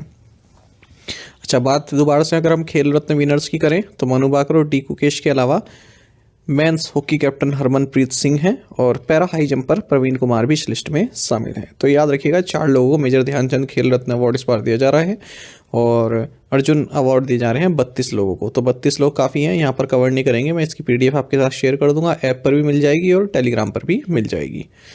खेल रत्न अवार्डीज़ को 25 लाख रुपए का कैश प्राइज़ मिलता है, वहीं अर्जुन अवार्डीज़ को 15 लाख रुपए का कैश प्राइज़ दिया जाता है। द्रोणाचार्य अवार्ड दिया गया है Subhash Rana para shooting, Deepali Deshpande shooting, Sandeep Sangwan hockey. Dronacharya award lifetime S Muralidharan badminton, Armando Agnelo Colaco football. तो द्रोणाचार्य अवार्ड दिया जाता है जो कोचेज होते हैं उनको। Who won the men's championship title at the 2024 King Cup International Badminton Open? 2024 king cup international badminton open में पुरुष चैंपियनशिप का खिताब किसने जीता है? ऑप्शंस आपके सामने हैं। सही आंसर ऑप्शन डी है Anders Antonsen. 2024 king cup international badminton open Denmark के एंडर्स एंटोनसेन ने जीता है। इन्होंने चाइना के हु जियान को फाइनल में हराया है। भारत के लक्ष्य सेन तीसरे नंबर पर रहे हैं। इन्होंने फ्रेंच प्लेयर एलेक्स लेनियर को हराया सीधे गेम्स में। Who has been given additional charge as director general of the CRPF after Anish Dayal Singh retirement? Anish Dayal Singh की सेवानिवृत्ति के बाद CRPF के महानिदेशक के रूप में अतिरिक्त प्रभार किसे दिया गया है? सही आंसर ऑप्शन ए है वितुल कुमार। तो मिनिस्ट्री ऑफ होम अफेयर्स ने एक ऑर्डर इशू किया है, कहा है कि senior IPS officer Vitul Kumar ये सेंट्रल रिजर्व पुलिस फोर्स के डायरेक्टर जनरल के तौर पर नियुक्त किए गए हैं। एडिशनल चार्ज इनके पास रहेगा क्योंकि अनीश दयाल सिंह का रिटायरमेंट हो गया है दिसंबर 31 को। सीआरपीएफ में लगभग 3 लाख स्ट्रेंथ है और ये इंडिया की लार्जेस्ट पैरामिलिट्री फोर्स है। एंटी टेरर ऑपरेशंस जो चलते हैं जम्मू एंड कश्मीर में, काउंटर इंटरजेंसी ऑपरेशन जो चलते हैं नॉर्थ ईस्ट में, एंटी माइस्ट ऑपरेशन जो चलते हैं अलग अलग स्टेट्स में जहाँ पर लेफ्ट विंग एक्सट्रीमिज्म है, नक्सलवादी है जहाँ पर, तो वहाँ सीआरपीएफ की तैनाती रहती है। Which two organisation signed an MOU for digital transformation in India's maritime sector. Bharat के समुद्री क्षेत्र के डिजिटल परिवर्तन के लिए किन 2 संगठनों ने एक समझौता ज्ञापन पर हस्ताक्षर किए हैं। ऑप्शंस आपके सामने हैं। सही आंसर ऑप्शन डी है, national e governance division and India ports association.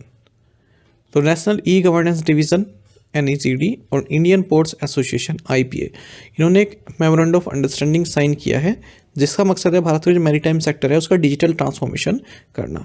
तो जो नेशनल ई गवर्नेंस डिवीज़न है इसका टेक्नोलॉजी में एक्सपर्टीज़ है, तो ये इंडियन पोर्ट्स एसोसिएशन के जो भी सॉफ्टवेयर या फिर जो भी डे टू डे रूटीन है उनको डिजिटाइज करेगी। Which organisation collaborated with Yes Bank to launch the Yes power up programme. Yes power up programme या कार्यक्रम लॉन्च करने के लिए किस संगठन ने यस बैंक के साथ सहयोग किया है। ऑप्शंस आपके सामने हैं। सही आंसर ऑप्शन सी है, फिक्की FLO। तो यस बैंक जो कि 6th largest private sector bank है इंडिया का, इन्होंने कोलैबोरेट किया है फिक्की FLO के साथ जो कि साउथ ईस्ट एशिया का largest women's chamber of commerce है, और दोनों ने मिलकर यस पावर अप लॉन्च किया है जो कि एक स्पेशलाइज्ड MSME प्रोग्राम है महिलाओं जो उद्यमी हैं, महिला जो एंटरप्रेन्योर्स हैं उनके लिए, ताकि उनके बिजनेस को रैंप अप किया जा सके। Yes power up offers a comprehensive suite of financial solutions tailored to the unique needs of women led enterprises. Which bank sold its entire 8.16% stake in DAM Capital Advisors Limited? किस bank ने DAM Capital Advisors Limited में अपनी पूरी 8.16% हिस्सेदारी बेच दी है। सही answer option A है, RBL बैंक। तो RBL बैंक ने DAM Capital Advisors Limited में 8.16% स्टेक अपने बेच दिए हैं क्योंकि हाल ही में IPO हुआ है DM Capital Advisors Limited का, इनिशियल पब्लिक ऑफरिंग, और 163.32 करोड़ रुपए की डील रही है। RBL बैंक की बात करें, MD and CEO R Subramanya Kumar हैं, हेडक्वार्टर्स मुंबई महाराष्ट्र में है, टैगलाइन है अपनों का bank. What is the name of China's next generation high speed train prototype? चीन की next generation high speed train prototype का नाम क्या है। सही आंसर ऑप्शन बी है, CR450। देखिए चाइना ने अपना next generation high speed train को रिवील किया है और ये वर्ल्ड की फास्टेस्ट रहने वाली है। इसका नाम है CR450। बीजिंग में इसको अनवील किया गया है और टेस्ट स्पीड इसकी पहुंची है 450 किलोमीटर पर आवर की। ऑपरेशनल स्पीड इसकी 400 किलोमीटर पर आवर की रहने वाली है। जैसे ये कमर्शियल सर्विस में आएगी सिर्फ ये फास्टेस्ट हाई स्पीड ट्रेन रहेगी वर्ल्ड की। चाइना अपना ही रिकॉर्ड तोड़ेगा CR400 मॉडल का जो 2017 में लॉन्च किया गया था और 350 किलोमीटर पर आवर की स्पीड से चलती है। Ajay Singh, president of boxing federation of India BFI, was appointed as board member of which organisation. BFI के अध्यक्ष अजय सिंह को किस संगठन के बोर्ड सदस्य के रूप में नियुक्त किया गया। सही आंसर ऑप्शन ये है, वर्ल्ड बॉक्सिंग। तो वर्ल्ड बॉक्सिंग ने एशिया को न्यूएस्ट मेंबर ऐड किया है। बॉक्सिंग फेडरेशन ऑफ इंडिया के प्रेसिडेंट अजय सिंह को बोर्ड मेंबर नियुक्त किया गया है। वर्ल्ड बॉक्सिंग का हेडक्वार्टर स्विट्जरलैंड में है। बॉक्सिंग फेडरेशन ऑफ इंडिया ने हाल ही में ये भी अनाउंस किया था कि भारत को राइट्स मिल चुके हैं, अधिकार मिल चुके हैं वर्ल्ड बॉक्सिंग कप फाइनल 2025 को होस्ट करने की। साथ ही वर्ल्ड बॉक्सिंग कांग्रेस 2025 भी नवंबर 2025 में भारत में ही संपन्न होगी। Which municipal corporation in collaboration with women entrepreneurship platform of NITI Aayog launched the फरल सखी इनिशिएटिव। नीति आयोग के महिला उद्यमिता मंच के सहयोग से किस नगर निगम ने फरल सखी पहल शुरू की है। सही आंसर ऑप्शन डी है, Mira Bhayandar municipal corporation. Mira Bhayandar municipal corporation ने women entrepreneurship platform of NITI Aayog के साथ कोलैबोरेट करके फरल सखी इनिशिएटिव लॉन्च किया है। तो ये क्या है ना, फरल क्या है, ये एक स्नैक है, ठीक है। तो स्नैक प्रोडक्शन से संबंधित है। महिलाएं स्नैक प्रोड्यूस करती हैं, जिसके बदले जब उनको मार्केट मिलता है तो उनकी कमाई भी होती है। Faral Sakhi initiative aims at creating permanent employment opportunities for women by engaging them in the production and sale of traditional festive snacks. Faral.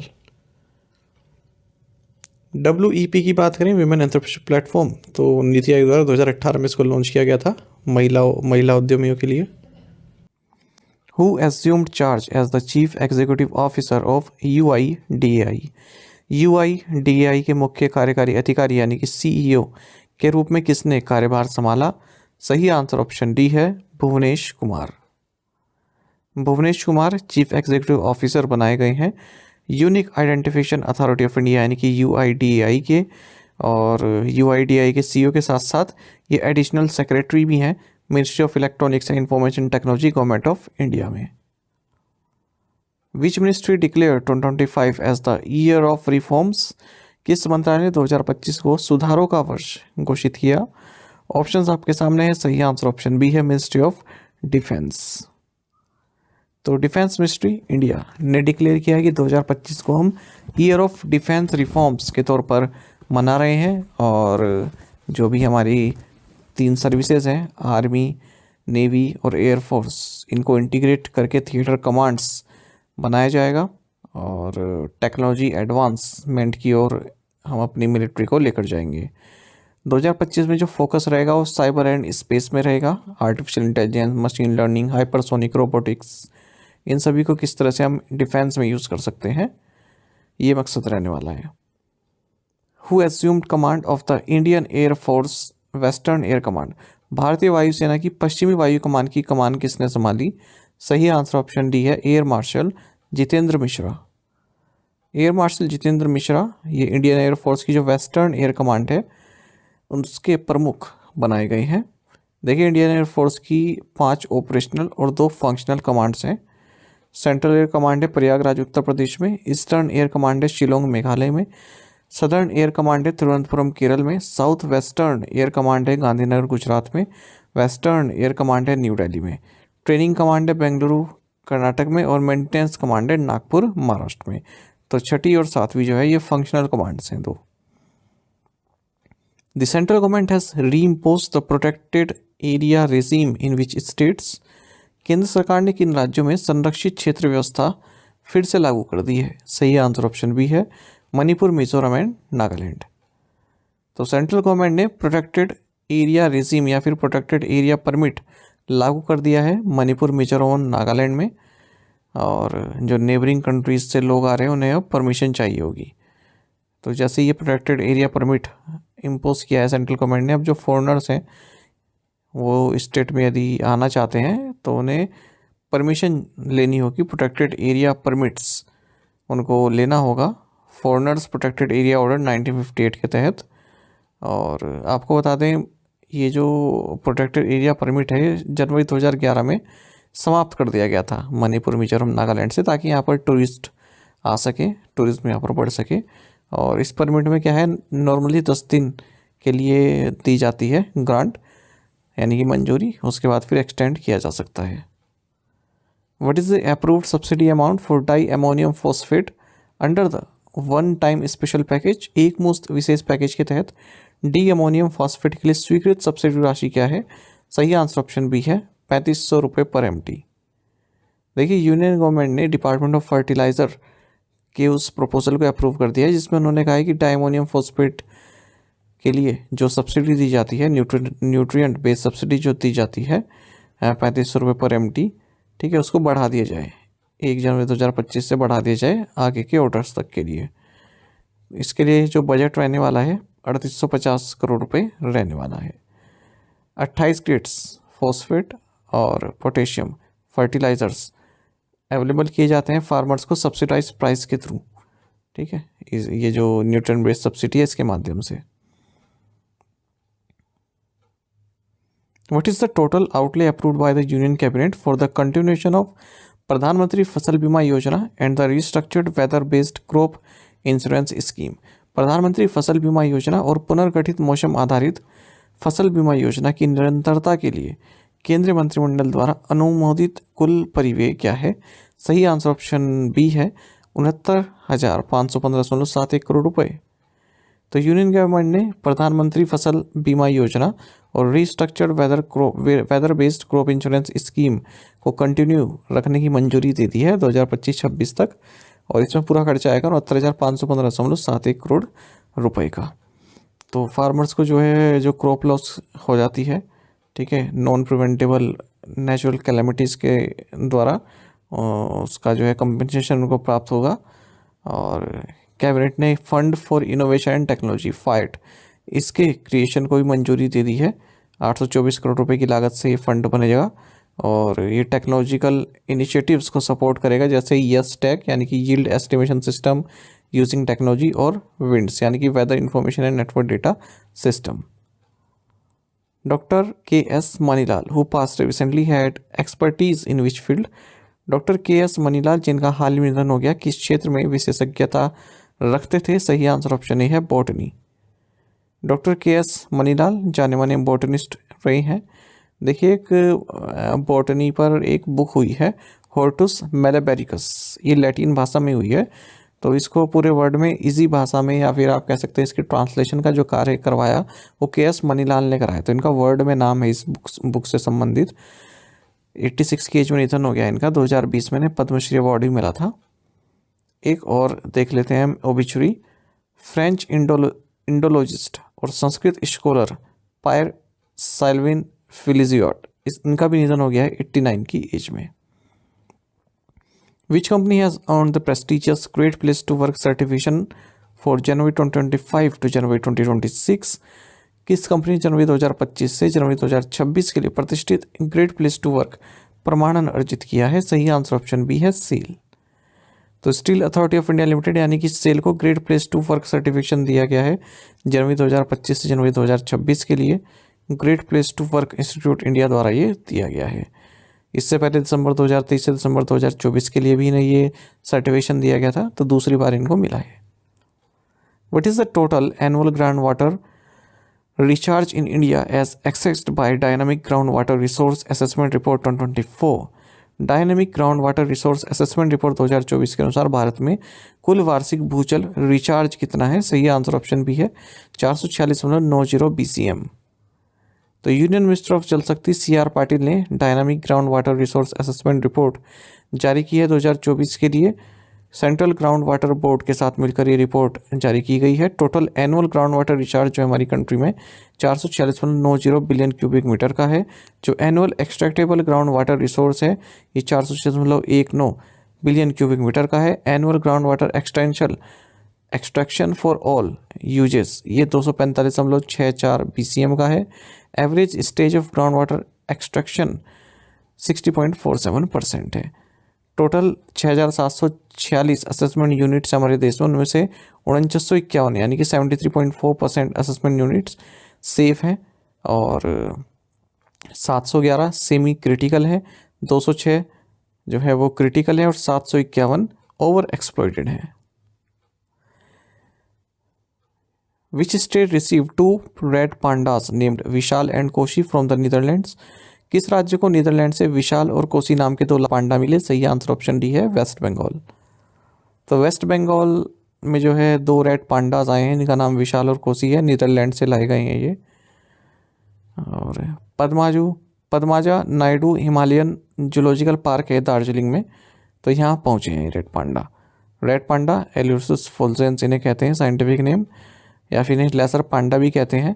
Eastern Himalayas और साउथ वेस्टर्न चाइना में पाए जाते हैं। एंडेंजर्ड कैटेगरी में आते हैं IUCN की red list में। Which state government recently signed an MOU with the Indo Tibetan border police ITBP to promote tourism? हाल ही में किस राज्य सरकार ने पर्यटन को बढ़ावा देने के लिए भारत तिब्बत सीमा पुलिस के साथ एक समझौता ज्ञापन पर हस्ताक्षर किए? ऑप्शंस आपके सामने है। सही आंसर ऑप्शन बी है उत्तराखंड। देखिए उत्तराखंड टूरिज्म डेवलपमेंट बोर्ड ने एक मेमोरेंडम ऑफ अंडरस्टैंडिंग साइन किया है इंडो तिब्बतन बॉर्डर पुलिस के साथ, ताकि उत्तराखंड में जो रिमोट एरियाज़ हैं वहाँ पर हेली सर्विसेज को एक्सपेंड किया जाए। उत्तराखंड नेपाल और तिब्बत के साथ इंटरनेशनल बॉर्डर शेयर करता है, तो यहाँ पर जो ITBP है वो जो एग्जिस्टिंग हेलीपैड्स हैं वहाँ पर अपनी सर्विसेज बढ़ाएगा। और ऑलरेडी आदि कैलाश, ओम पर्वत, तिमरसैन महादेव, हेमकुंड साहिब यहाँ पर इस तरह की टूरिस्ट एक्टिविटी को बढ़ाने के लिए कार्य कर रहा है। Which airline has recently won good design award Australia 2024? हाल ही में किस एयरलाइन ने गुड डिज़ाइन अवार्ड ऑस्ट्रेलिया 2024 जीता है? सही आंसर ऑप्शन सी है, एयर इंडिया। एयर इंडिया ने हाल ही में 2 ग्लोबल अवार्ड्स जीते हैं अपने ट्रांसफॉर्मेशन के लिए। पहला तो है Vista verb in flight product के लिए इसने गुड डिज़ाइन अवार्ड ऑस्ट्रेलिया 2024 जीता है। अच्छा, एक इसने हाल ही में future travel experience award ceremony हुई सिंगापुर में, वहाँ पर 3 अपेक्स अवार्ड जीते हैं। एक तो है 4 star global airline 2025, best cabin service in central south southern Asia, best food and beverage in central and southern Asia. ये सब अवार्ड्स इसने जीते हैं। एक और न्यूज़ जान लेते हैं। एयर इंडिया हाल ही में फर्स्ट एयरलाइन बन गई है जो इन फ्लाइट वाईफाई प्रोवाइड कराएगी बोथ डोमेस्टिक और इंटरनेशनल रूट्स पर। एयर इंडिया के MD and CEO Campbell Wilson है। In which city was the 7th meeting of the Island Development Agency IDA held? द्वीप विकास एजेंसी की 7वीं बैठक किस शहर में आयोजित की गई? सही आंसर ऑप्शन डी है, न्यू दिल्ली। तो union home minister and minister of cooperation Amit Shah ने आइलैंड डेवलपमेंट एजेंसी की 7th मीटिंग की अध्यक्षता की है नई दिल्ली में। इस मीटिंग को अटेंड किया गया एडमिरल रिटायर्ड डीके जोशी जो कि लेफ्टिनेंट गवर्नर है अंडमान निकोबार आइलैंड के, प्रफुल्ल पटेल जो कि एडमिनिस्ट्रेटर हैं लक्षद्वीप के, और union home secretary Govind Mohan ने। यूनियन गवर्नमेंट ने आइलैंड डेवलपमेंट एजेंसी की स्थापना की थी 1 जून 2017 को, जो ये आइलैंड्स इनकी डेवलपमेंट के लिए, और इस मीटिंग की जो अध्यक्षता करता है, इस एजेंसी की जो मीटिंग होती है वो यूनियन होम मिनिस्टर करते हैं। In which city was the new campus of Swami Vivekananda yoga Anusandhan Sansthan inaugurated? Swami Vivekananda योग अनुसंधान संस्थान के नए परिसर का उद्घाटन किस शहर में किया गया? सही आंसर ऑप्शन सी है, बेंगलुरु। तो जेपी नड्डा जो कि union minister of health and family welfare हैं, इन्होंने school of advanced studies Swami Vivekananda योग अनुसंधान संस्थान एस व्यासा, इसके कैंपस की आधारशिला रखी है या उद्घाटन किया है बेंगलुरु में। साथ ही डीजी व्यासा और व्यासा टीवी भी इन्होंने लॉन्च किया है।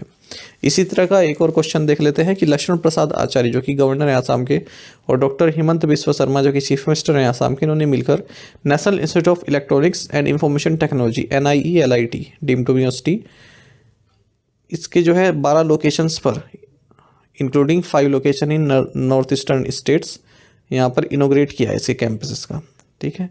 और एक मेमोरेंडम ऑफ अंडरस्टैंडिंग भी साइन किया गया NIELIT और टाटा इलेक्ट्रॉनिक्स प्राइवेट लिमिटेड के बीच में सेमीकंडक्टर स्केलिंग इकोसिस्टम को बढ़ावा देने के लिए।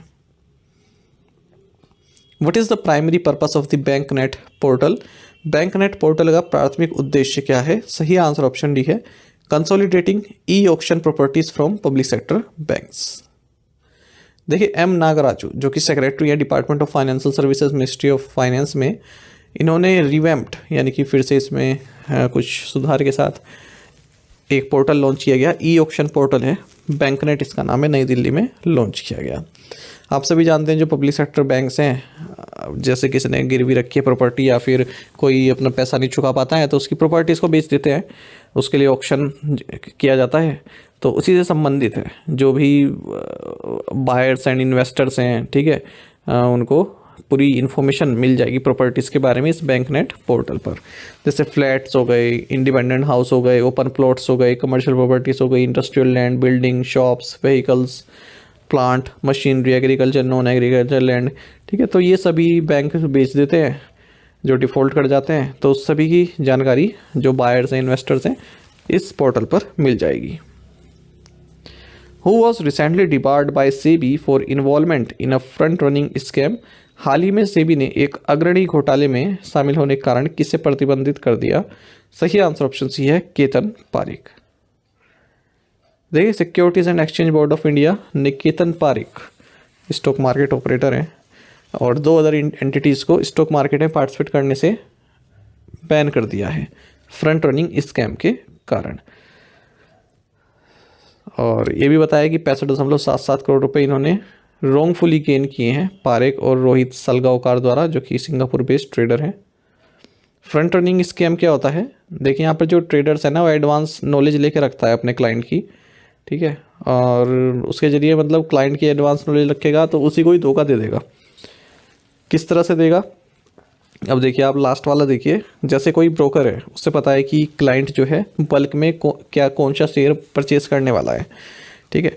तो ये क्या करते हैं, पहले उसे लोअर प्राइस पर ले लेते हैं और उसके बाद फिर उसे हायर प्राइस पर सेल कर देते हैं, तो उससे इन्हें फ़ायदा मिल जाता है। तो इसको बोलते हैं फ्रंट रनिंग स्कैम। यहाँ पर जो आपका जो कस्टमर है, ठीक है, उस या फिर कस्टमर ही कहेंगे, है ना, या आपका क्लाइंट है, तो उसकी पहले ही आप एडवांस नॉलेज ले लेते हैं कि वो किस शेयर में जो है इंटरेस्ट रख रहा है, तो उसके बाद आप उसमें प्रॉफिट कमाते हैं। With which organization has TPIIT recently partnered to boost startup ecosystem? Startup ecosystem को बढ़ावा देने के लिए TPIIT ने हाल ही में किस संगठन के साथ साझेदारी की है? सही आंसर ऑप्शन डी है startup policy forum. Department for promotion of industry and internet trade, जो कि मिनिस्ट्री ऑफ कॉमर्स इंडस्ट्री के तहत आता है, इन्होंने एक पार्टनरशिप साइन की है स्टार्टअप पॉलिसी फोरम के साथ, और इसका मकसद है भारत को एक इनोवेशन एंड एंटरप्रेन्योरशिप हब बनाना। The memorandum of understanding aims to empower startups, innovators and entrepreneurs to drive economic growth. Who inaugurated the 27th international congress of Vedanta? 27वीं अंतर्राष्ट्रीय वेदांता कांग्रेस का उद्घाटन किसने किया? सही आंसर ऑप्शन डी है जगदीप धनखड़। वाइस प्रेसिडेंट हैं जगदीप धनखड़, इन्होंने 27th international congress of Vedanta को इनोग्रेट किया है जवाहरलाल नेहरू यूनिवर्सिटी दिल्ली में। इस कॉन्फ्रेंस का थीम रहा री imagining वेदांतिक world order. Which Indian batter set the world record for most consecutive runs in List A cricket without dismissal? किस भारतीय बल्लेबाज ने लिस्ट ए क्रिकेट में बिना आउट हुए लगातार सर्वाधिक रन बनाने का विश्व रिकॉर्ड बनाया है? सही आंसर ऑप्शन ए है करुण नायर। देखिए, इंडिया के बैट्समैन है, विदर्भ के कैप्टन है करुण नायर। इन्होंने हाल ही में एक रिकॉर्ड अपने नाम दर्ज किया है विजय हजारे ट्रॉफी के दौरान। इन्होंने मोस्ट कंसेक्यूटिव रन्स, मतलब सबसे ज़्यादा इन्होंने रन्स स्कोर किए हैं लिस्ट ए क्रिकेट में, वो भी बिना आउट हुए हुए। तो हाल ही में विदर्भ का जो मैच रहा उत्तर प्रदेश के खिलाफ, वहाँ पर इन्होंने अपनी तीसरी लगातार सेंचुरी लगाई है टूर्नामेंट की। इसी के साथ जो प्रीवियस रिकॉर्ड था न्यूजीलैंड के जेम्स फ्रैंकलिन के पास था 2010 से 527 रन का, उसे इन्होंने तोड़ा है। एक और क्रिकेट संबंधित करंट अफेयर देख लेते हैं। जसप्रीत बुमराह, जो कि इंडियन बॉलर हैं, इन्होंने बिशन सिंह बेदी का एक काफ़ी पुराना रिकॉर्ड तोड़ दिया है, और ये रिकॉर्ड है ऑस्ट्रेलिया में किसी टेस्ट सीरीज़ में सबसे ज़्यादा किसी इंडियन बॉलर द्वारा लिए गए विकेट। तो बुमराह ने 32 विकेट लिए हैं, जो बॉर्डर गावस्कर ट्रॉफी हुई है, और बेदी जी ने 31 विकेट लिए थे। 77-78 सीरीज़ की बात है ये। What was the year on year growth in bank loans in November 2024? नवंबर 2024 में बैंक ऋण में वर्ष दर वर्ष वृद्धि कितने प्रतिशत थी? सही आंसर ऑप्शन सी है 11.8%। देखिए, बैंक की जो लोन ग्रोथ है वो नवंबर में मॉडरेट रही है, मतलब इतनी अच्छी नहीं रही है, ठीक है। लगातार 5वां महीना है जब इतना अच्छा नहीं निकल के आया है। बैंक की जो क्रेडिट है वो 11.8% ईयर ऑन ईयर बेसिस पर बढ़ी है नवंबर में, ठीक है, जबकि नवंबर 2023 में 16.5% से बढ़ी थी। और अगर हम इसमें अभी HDFC बैंक का जो मर्जर हुआ है इसकी पेरेंट कंपनी के साथ, ठीक है, उसको अगर हटा दें उस इफेक्ट को, पर अगर उस इम्पैक्ट को मिला दें इसमें, तो बैंक की जो लोन है वो 10.6% से ग्रो हुई compare with nearly 21% year ago. Bank की जो पर्सनल लोन ग्रोथ है ये 12.2% रही है नवंबर में, एक साल पहले 22.4% थी। क्रेडिट ग्रोथ जो रही है सर्विस सेक्टर में ये 14.4% रही है नवंबर में, जबकि पिछले महीने 22.2% थी। और जो इंडस्ट्री को लोन दिया गया है वो 8.1% से बढ़ा है नवंबर में, हालांकि इसमें तेजी रही है क्योंकि लास्ट ईयर ये 5.5% से ही बढ़ा था। Who won the women's blitz title at the 2024 world Blitz championship? 2024 विश्व ब्लिट्स चैंपियनशिप में महिला ब्लिट्स खिताब किसने जीता? सही आंसर ऑप्शन डी है जू वेंजुन। देखिए, वर्ल्ड ब्लिट्स चैंपियनशिप की बात हो रही है जो कि न्यूयॉर्क में हुआ है। तो यहाँ पर भारत की ओर से आर वैशाली ने पार्टिसिपेट किया और ब्रॉन्ज मेडल इन्होंने जीता है। अगर हम टाइटल की बात करें तो जू वेंजुन ने टाइटल जीता है विमेंस ब्लिट्स का, और दूसरे नंबर पर ली तिंगजी रही है। अच्छा, राइट साइड में आप 3 इमेज देख रहे हैं। तो अगर हम मेंस की बात करें तो वर्ल्ड ब्लिट्स चैंपियन ये जॉइंट विनर रहे हैं मैग्नस कार्लसन और इयान नेपोनिशाशी। और वहीं विमेंस वर्ल्ड ब्रिज चैंपियन जैसा मैंने आपको बताया जू वेंजुन ने जीता है। Which company recently acquired CDI engineering solutions? हाल ही में किस कंपनी ने CDI इंजीनियरिंग सॉल्यूशंस का अधिग्रहण किया है? सही आंसर ऑप्शन डी है Tata consulting engineers. Tata consulting engineers ने हाल ही में CDI इंजीनियरिंग सॉल्यूशंस को एक्वायर किया है। इसमें केवल इतना ही पढ़ना था, ठीक है। व्हाट वाज द, देखिए जो टाटा हो गया, इन्फोसिस हो गया, TCS हो गया, ये कुछ एक्वायर करती हैं तो काफ़ी महत्वपूर्ण बन जाते हैं। क्वेश्चन देखने में लगता है कि नहीं पूछेंगे, पर एग्जाम में पूछ लेते हैं। What was the gross GST revenue collected in December 2024? दिसंबर 2024 में सकल GST राजस्व कितना एकत्र किया गया? सही आंसर ऑप्शन बी है 1,76,857 करोड़ रुपए। देखिए जो gross goods and services tax collection है दिसंबर 2024 के लिए 1,76,857 करोड़ रुपए रहा है और 7.3% ईयर ऑन ईयर ग्रोथ देखने के लिए मिली है। यदि हम दिसंबर 2023 में बात करें तो 1,66,882 करोड़ रुपए रहा था। हालांकि मंथ ऑन मंथ बेसिस पर देखें तो कलेक्शन ड्रॉप हुआ है 2.97% से और 3 मंथ के अपने लोवेस्ट आंकड़े पर पहुंचा है। The year to date GST collection देखें तो ये 16,63,569 करोड़ रुपए है। 9.10% इंक्रीज देखने को मिला है अगर लास्ट ईयर से कंपेयर करें। हालांकि इस ग्रोथ के बावजूद जो कलेक्शन है वो 18.99% कम है जो टोटल प्रोजेक्शन किया गया था फिस्कल 24 के लिए। यूनियन गवर्नमेंट ने जो 9.1 ट्रिलियन रुपीस का टारगेट रखा हुआ है सेंट्रल GST कलेक्शन का इस फिस्कल ईयर में, और उम्मीद कर रहा है कि 11% का ग्रोथ देखने के लिए मिलेगा हमें पिछले फिस्कल ईयर से।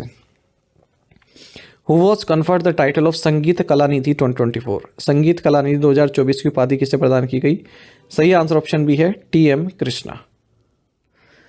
जाने माने कर्नाटिक म्यूजिशियन TM कृष्णा को संगीत कलानिधि 2024 दिया गया है 98 कॉन्फ्रेंस एंड कंसर्ट सदाज के दौरान चेन्नई में। प्रसल्ला रवि और गीता राजा इन्हें संगीत कलाचार्य का अवार्ड दिया गया या टाइटल दिया गया। डॉक्टर मार्गरेट बस्टीन इन्हें म्यूजिकोलॉजिस्ट अवार्ड 2024 दिया गया है। S Narasimhan and S Venkatesan और HK नरसिम्हा मूर्ति इन्हें TTK अवार्ड दिया गया। तो ये सब इतने महत्वपूर्ण नहीं है, याद रखिएगा TM Krishna. By what percentage did India's green house gas emission intensity of GDP reduce between 2005 and 2020?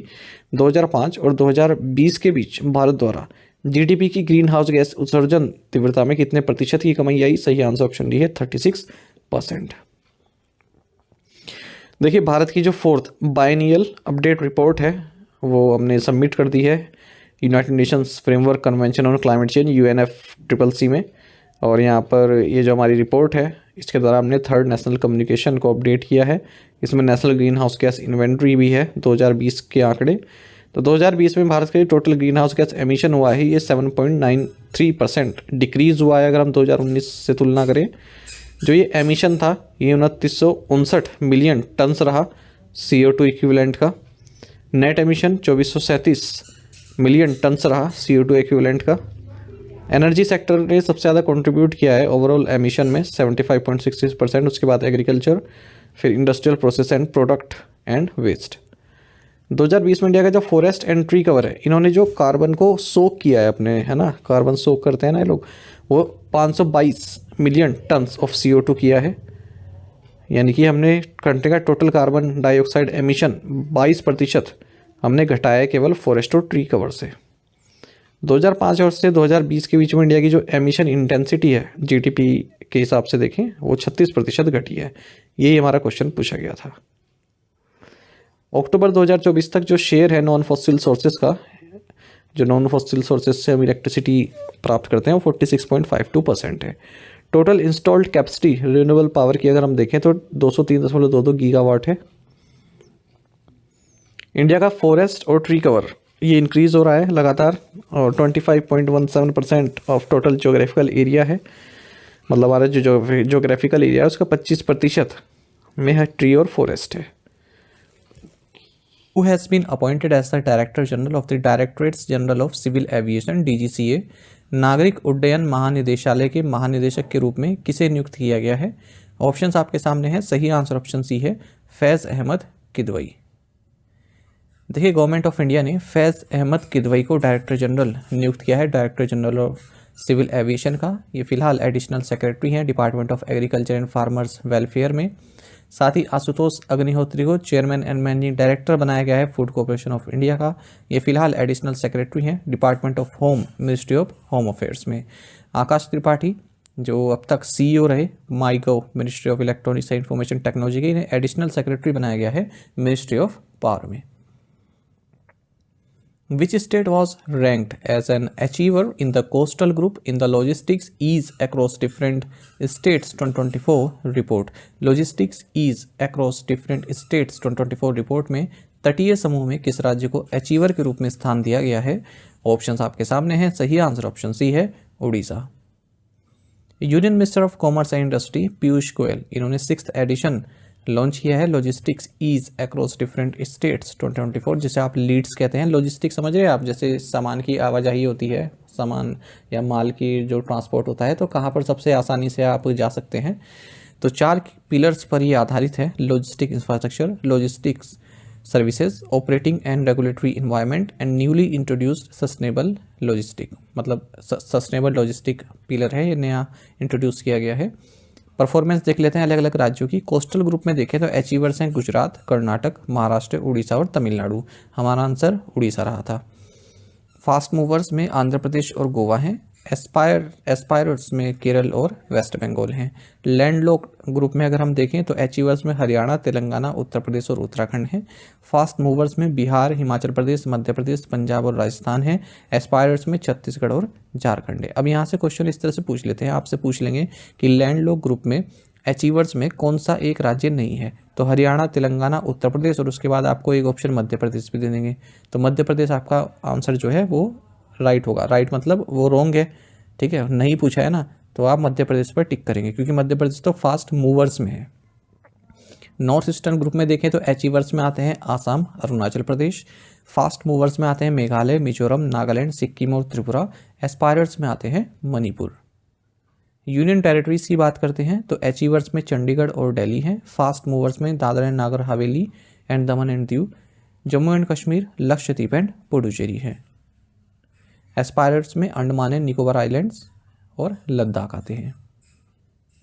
Which of the following is India's most profitable company? निम्नलिखित में से कौन सी भारत की सबसे अधिक लाभदायक कंपनी है?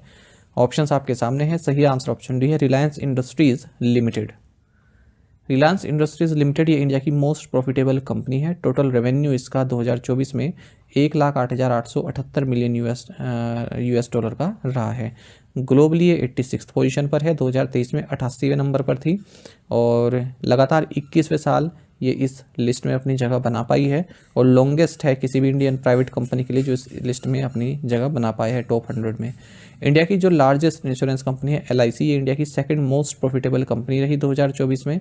ग्लोबली ये 95th पोजीशन पर है, 2023 में 107वें नंबर पर थी। LIC के बाद तीसरे नंबर पर इंडियन ऑयल है, फिर SBI है और फिर ONGC आता है। वर्ल्ड की टॉप 5 मोस्ट प्रॉफिटेबल कंपनीज की बात करें रेवेन्यू के हिसाब से 2024 में, तो पहले नंबर पर वॉलमार्ट है, फिर अमेजोन है, फिर स्टेट ग्रिड है, फिर सऊदी अरामको है, फिर साइनोपैक ग्रुप है। Who is the former Greek PM and socialist leader who passed away recently? Greece के पूर्व प्रधानमंत्री कौन है जिनका हाल ही में निधन हो गया? ऑप्शंस आपके सामने हैं। सही आंसर ऑप्शन है Costas Simitis. Costas Simitis former prime minister रहे हैं ग्रीस के और इन्हीं के दौरान ग्रीस ने जो कॉमन यूरोपियन करेंसी रेजीम है उसको ज्वाइन किया, मतलब यूरो करेंसी अपनाई। इनका निधन हो गया 88 की एज में। और ऑब्चुअलीज देख लेते हैं के दत्ता जो कि स्पोर्ट्स जर्नलिस्ट रहे हैं भारत के, काफ़ी नाम रहा है इनका, 93 की एज में निधन हो गया। स्पोर्ट्स एडिटर रहे ये टाइम्स ऑफ इंडिया में। वहीं हंगरी की जिम्नास्ट हैं एग्नेस कैलेटी, ये वर्ल्ड की oldest living Olympic gold medalist रही, हॉलोकॉस्ट सर्वाइवर रही, इनका भी निधन हो गया है 103 की एज में।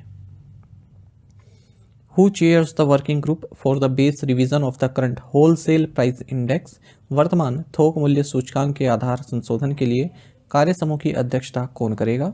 ऑप्शंस आपके सामने हैं। सही आंसर ऑप्शन सी है, Ramesh Chand. Government of India ने एक वर्किंग ग्रुप कॉन्स्टिट्यूट किया है जो ये इस चीज़ पर अपना राय देगा या फिर रिकमेंडेशन देगा कि जो करंट सीरीज़ है हमारी बेस ईयर की होलसेल प्राइस इंडेक्स की WPI जिसे बोलते हैं 2011-12, इसे चेंज करना है 2022-23 करना है। तो किस तरह से किया जाएगा उस बारे में अपनी रिकमेंडेशन देगा। तो 18 मेंबर हैं इस वर्किंग ग्रुप में और इस वर्किंग ग्रुप की अध्यक्षता नीति आयोग के मेंबर रमेश चंद कर रहे हैं। साथ ही ये लोग composition methodology for compilation of new producers price index PPI जिसे बोलते हैं, इसका क्या कंपोजिशन रहना चाहिए, इसके बारे में भी अपनी रिकमेंडेशन देंगे। अच्छा, ये अपनी फाइनल रिपोर्ट सौंपेंगे office of the economic adviser in the commerce and industry ministry में और 18 मंथ के अंदर अंदर, यानी कि 30 जून 2026 इनकी डेडलाइन है। Which bank has launch the Har Ghar Lakhpati scheme, किस बैंक ने हर घर लखपति योजना शुरू की है? ऑप्शंस आपके सामने है। सही आंसर ऑप्शन डी है, स्टेट बैंक ऑफ इंडिया। तो डिपॉजिट अट्रैक्ट करने के लिए स्टेट बैंक ऑफ इंडिया ने 2 नई डिपॉजिट स्कीम्स लॉन्च की हैं। एक तो है हर घर लखपति, दूसरी है SBI पैट्रॉन्स। तो हर घर लखपति एक pre calculated recurring deposit scheme है और इसके तहत जो कस्टमर्स हैं वो 1 लाख इसके मल्टीपल्स में एक्यूमुलेट कर सकते हैं राशि। और बैंक ने साथ ही SBI पैट्रॉन्स भी लॉन्च किया है जो कि एक स्पेशलाइज्ड टर्म डिपॉजिट स्कीम है सीनियर सिटीजन्स के लिए जिनकी एज 80 साल या उससे ऊपर की है। SBI चेयरमैन CS शेट्टी हैं, आप सभी जानते हैं। Which bank has received RBI approval to acquire up to 9.50% stake in Kotak Mahindra bank, AU small finance bank and capital small finance bank? किस बैंक को Kotak Mahindra bank, AU small finance bank और capital small finance bank में 9.50% हिस्सेदारी हासिल करने के लिए RBI की मंजूरी मिल गई है? ऑप्शंस आपके सामने हैं। सही आंसर ऑप्शन सी है, HDFC बैंक। RBI ने HDFC बैंक ग्रुप को अप्रूवल दे दिया है कि ये 9.50% तक एग्रीगेट होल्डिंग प्राप्त कर सकता है कोटक महिंद्रा बैंक में, AU स्मॉल फाइनेंस बैंक में, कैपिटल स्मॉल फाइनेंस बैंक में। हालांकि इसके लिए SBI को ये इंश्योर करना होगा कि जो सी ग्रुप एंटिटीज़ हैं, HDFC mutual fund, HDFC life insurance company, HDFC ergo general insurance company, HDFC pension fund management limited, इन सब का मिलाकर जो परसेंटेज है वो 9.5% से ज़्यादा ना रहे इन सभी बैंक्स में। What was the total number of UPI transactions recorded in December 2024? दिसंबर 2024 में दर्ज किए गए UPI लेन देन की कुल संख्या कितनी थी? सही आंसर ऑप्शन बी है, 16.73 बिलियन। देखिए, यूनिफाइड पेमेंट्स इंटरफेस UPI के जो जरिए जो ट्रांजेक्शन्स हुई हैं दिसंबर में वो 16.73 बिलियन हुई हैं। 8% की ग्रोथ देखने के लिए मिली है अगर हम नवंबर से कंपेयर करें। ये कहा है national payments corporation of India ने अपने एक डेटा में। नवंबर में जो UPI ट्रांजैक्शन थी वो 15.48 बिलियन थी।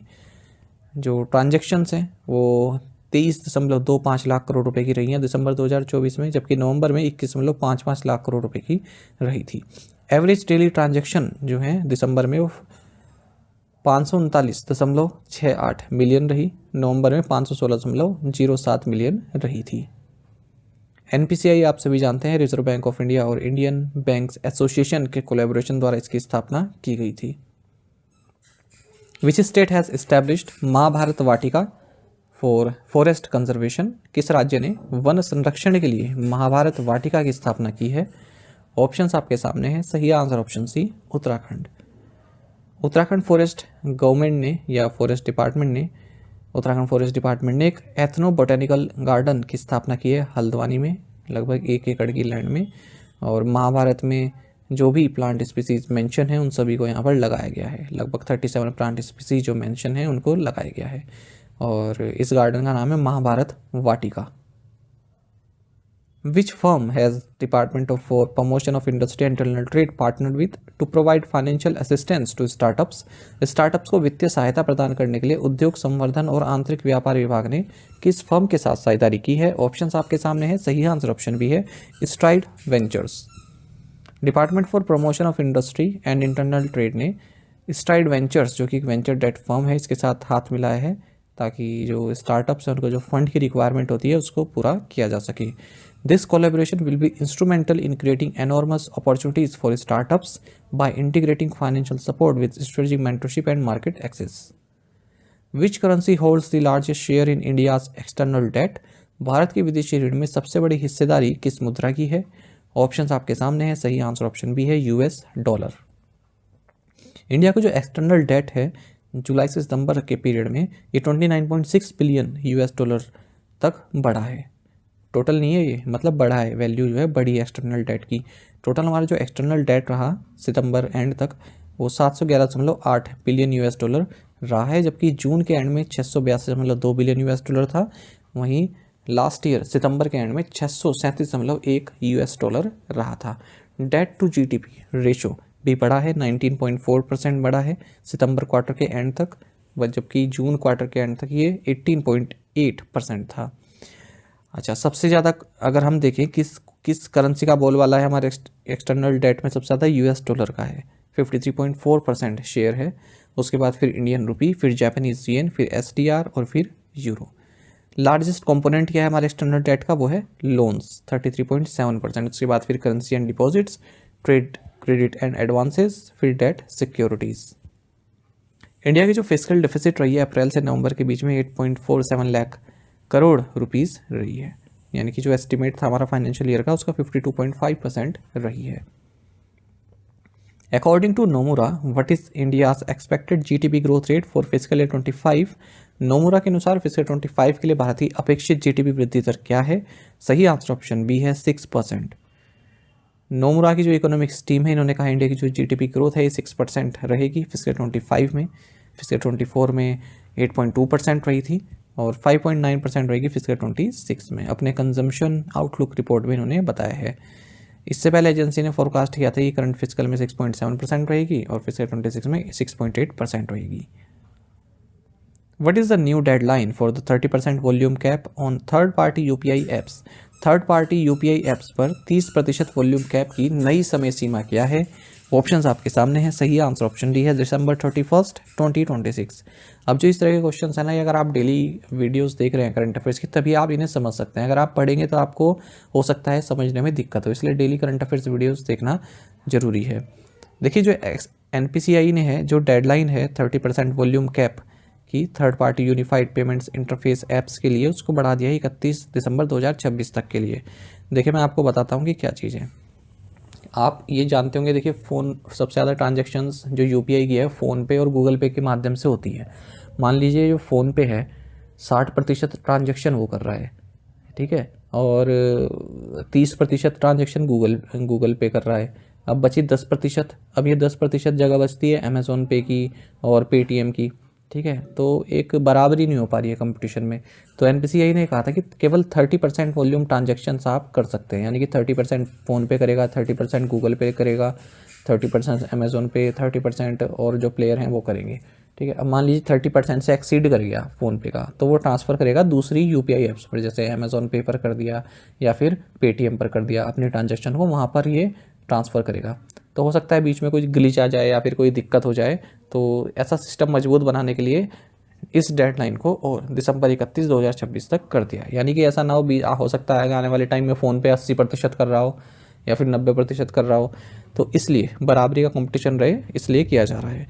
फिलहाल गूगल पे और जो फ़ोन पे है ये 80% यूपीआई ट्रांजेक्शन करते हैं दोनों मिलकर।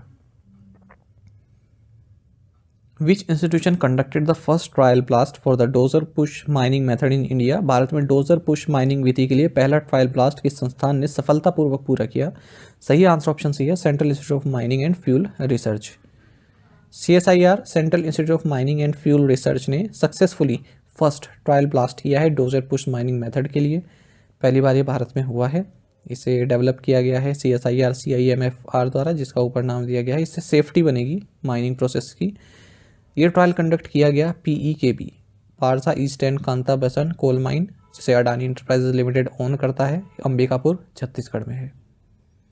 How many public figures did US president Joe Biden recognize with the presidential medal of freedom? US राष्ट्रपति जो बाइडन ने कितने सार्वजनिक हस्तियों को प्रेसिडेंशियल मेडल ऑफ फ्रीडम से सम्मानित किया है? सही आंसर ऑप्शन भी है 19। US प्रेसिडेंट जो बाइडन ने 19 हस्तियों को, जो कि 19 हस्तियों को जो कि पॉलिटिक्स से आते हैं, एंटरटेनमेंट से आते हैं, स्पोर्ट से आते हैं, इन्हें सम्मानित किया है व्हाइट हाउस में प्रेसिडेंशियल मेडल ऑफ फ्रीडम से। कुछ अगर हम नाम देखें तो इसमें जॉर्ज सोरोस हैं, हिलरी क्लिंटन हैं, लायनल मेसी हैं, एरविन मैजिक जॉनसन है, फैशन डिज़ाइनर राल्फ लॉरेन है। प्रेसिडेंशियल मेडल ऑफ फ्रीडम की बात करें, यूनाइटेड स्टेट्स का हाईएस्ट सिविलियन ऑनर है और इसको क्रिएट किया गया था प्रेसिडेंट हैरी एस के द्वारा 1945 में। और सिक्योरिटी और national interest of United states, world peace, culture और अदर सिग्निफिकेंट पब्लिक और प्राइवेट एंडेवर्स, इन 3 क्षेत्र में कंट्रीब्यूशन के लिए ये दिया जाता है लोगों को। और इसमें एक वाइट स्टार होता है एक रेड पेंटागन के ऊपर, जिसे सराउंड करते हैं 5 गोल्ड ईगल्स। सेंटर में एक ब्लू सर्कल होता है, 13 गोल्ड स्टार्स इसमें होते हैं। साथ ही हमें टेलीग्राम पर जरूर ज्वाइन करें। करंट अफेयर्स फंडा नाम से हमारा टेलीग्राम चैनल है। Thank you guys.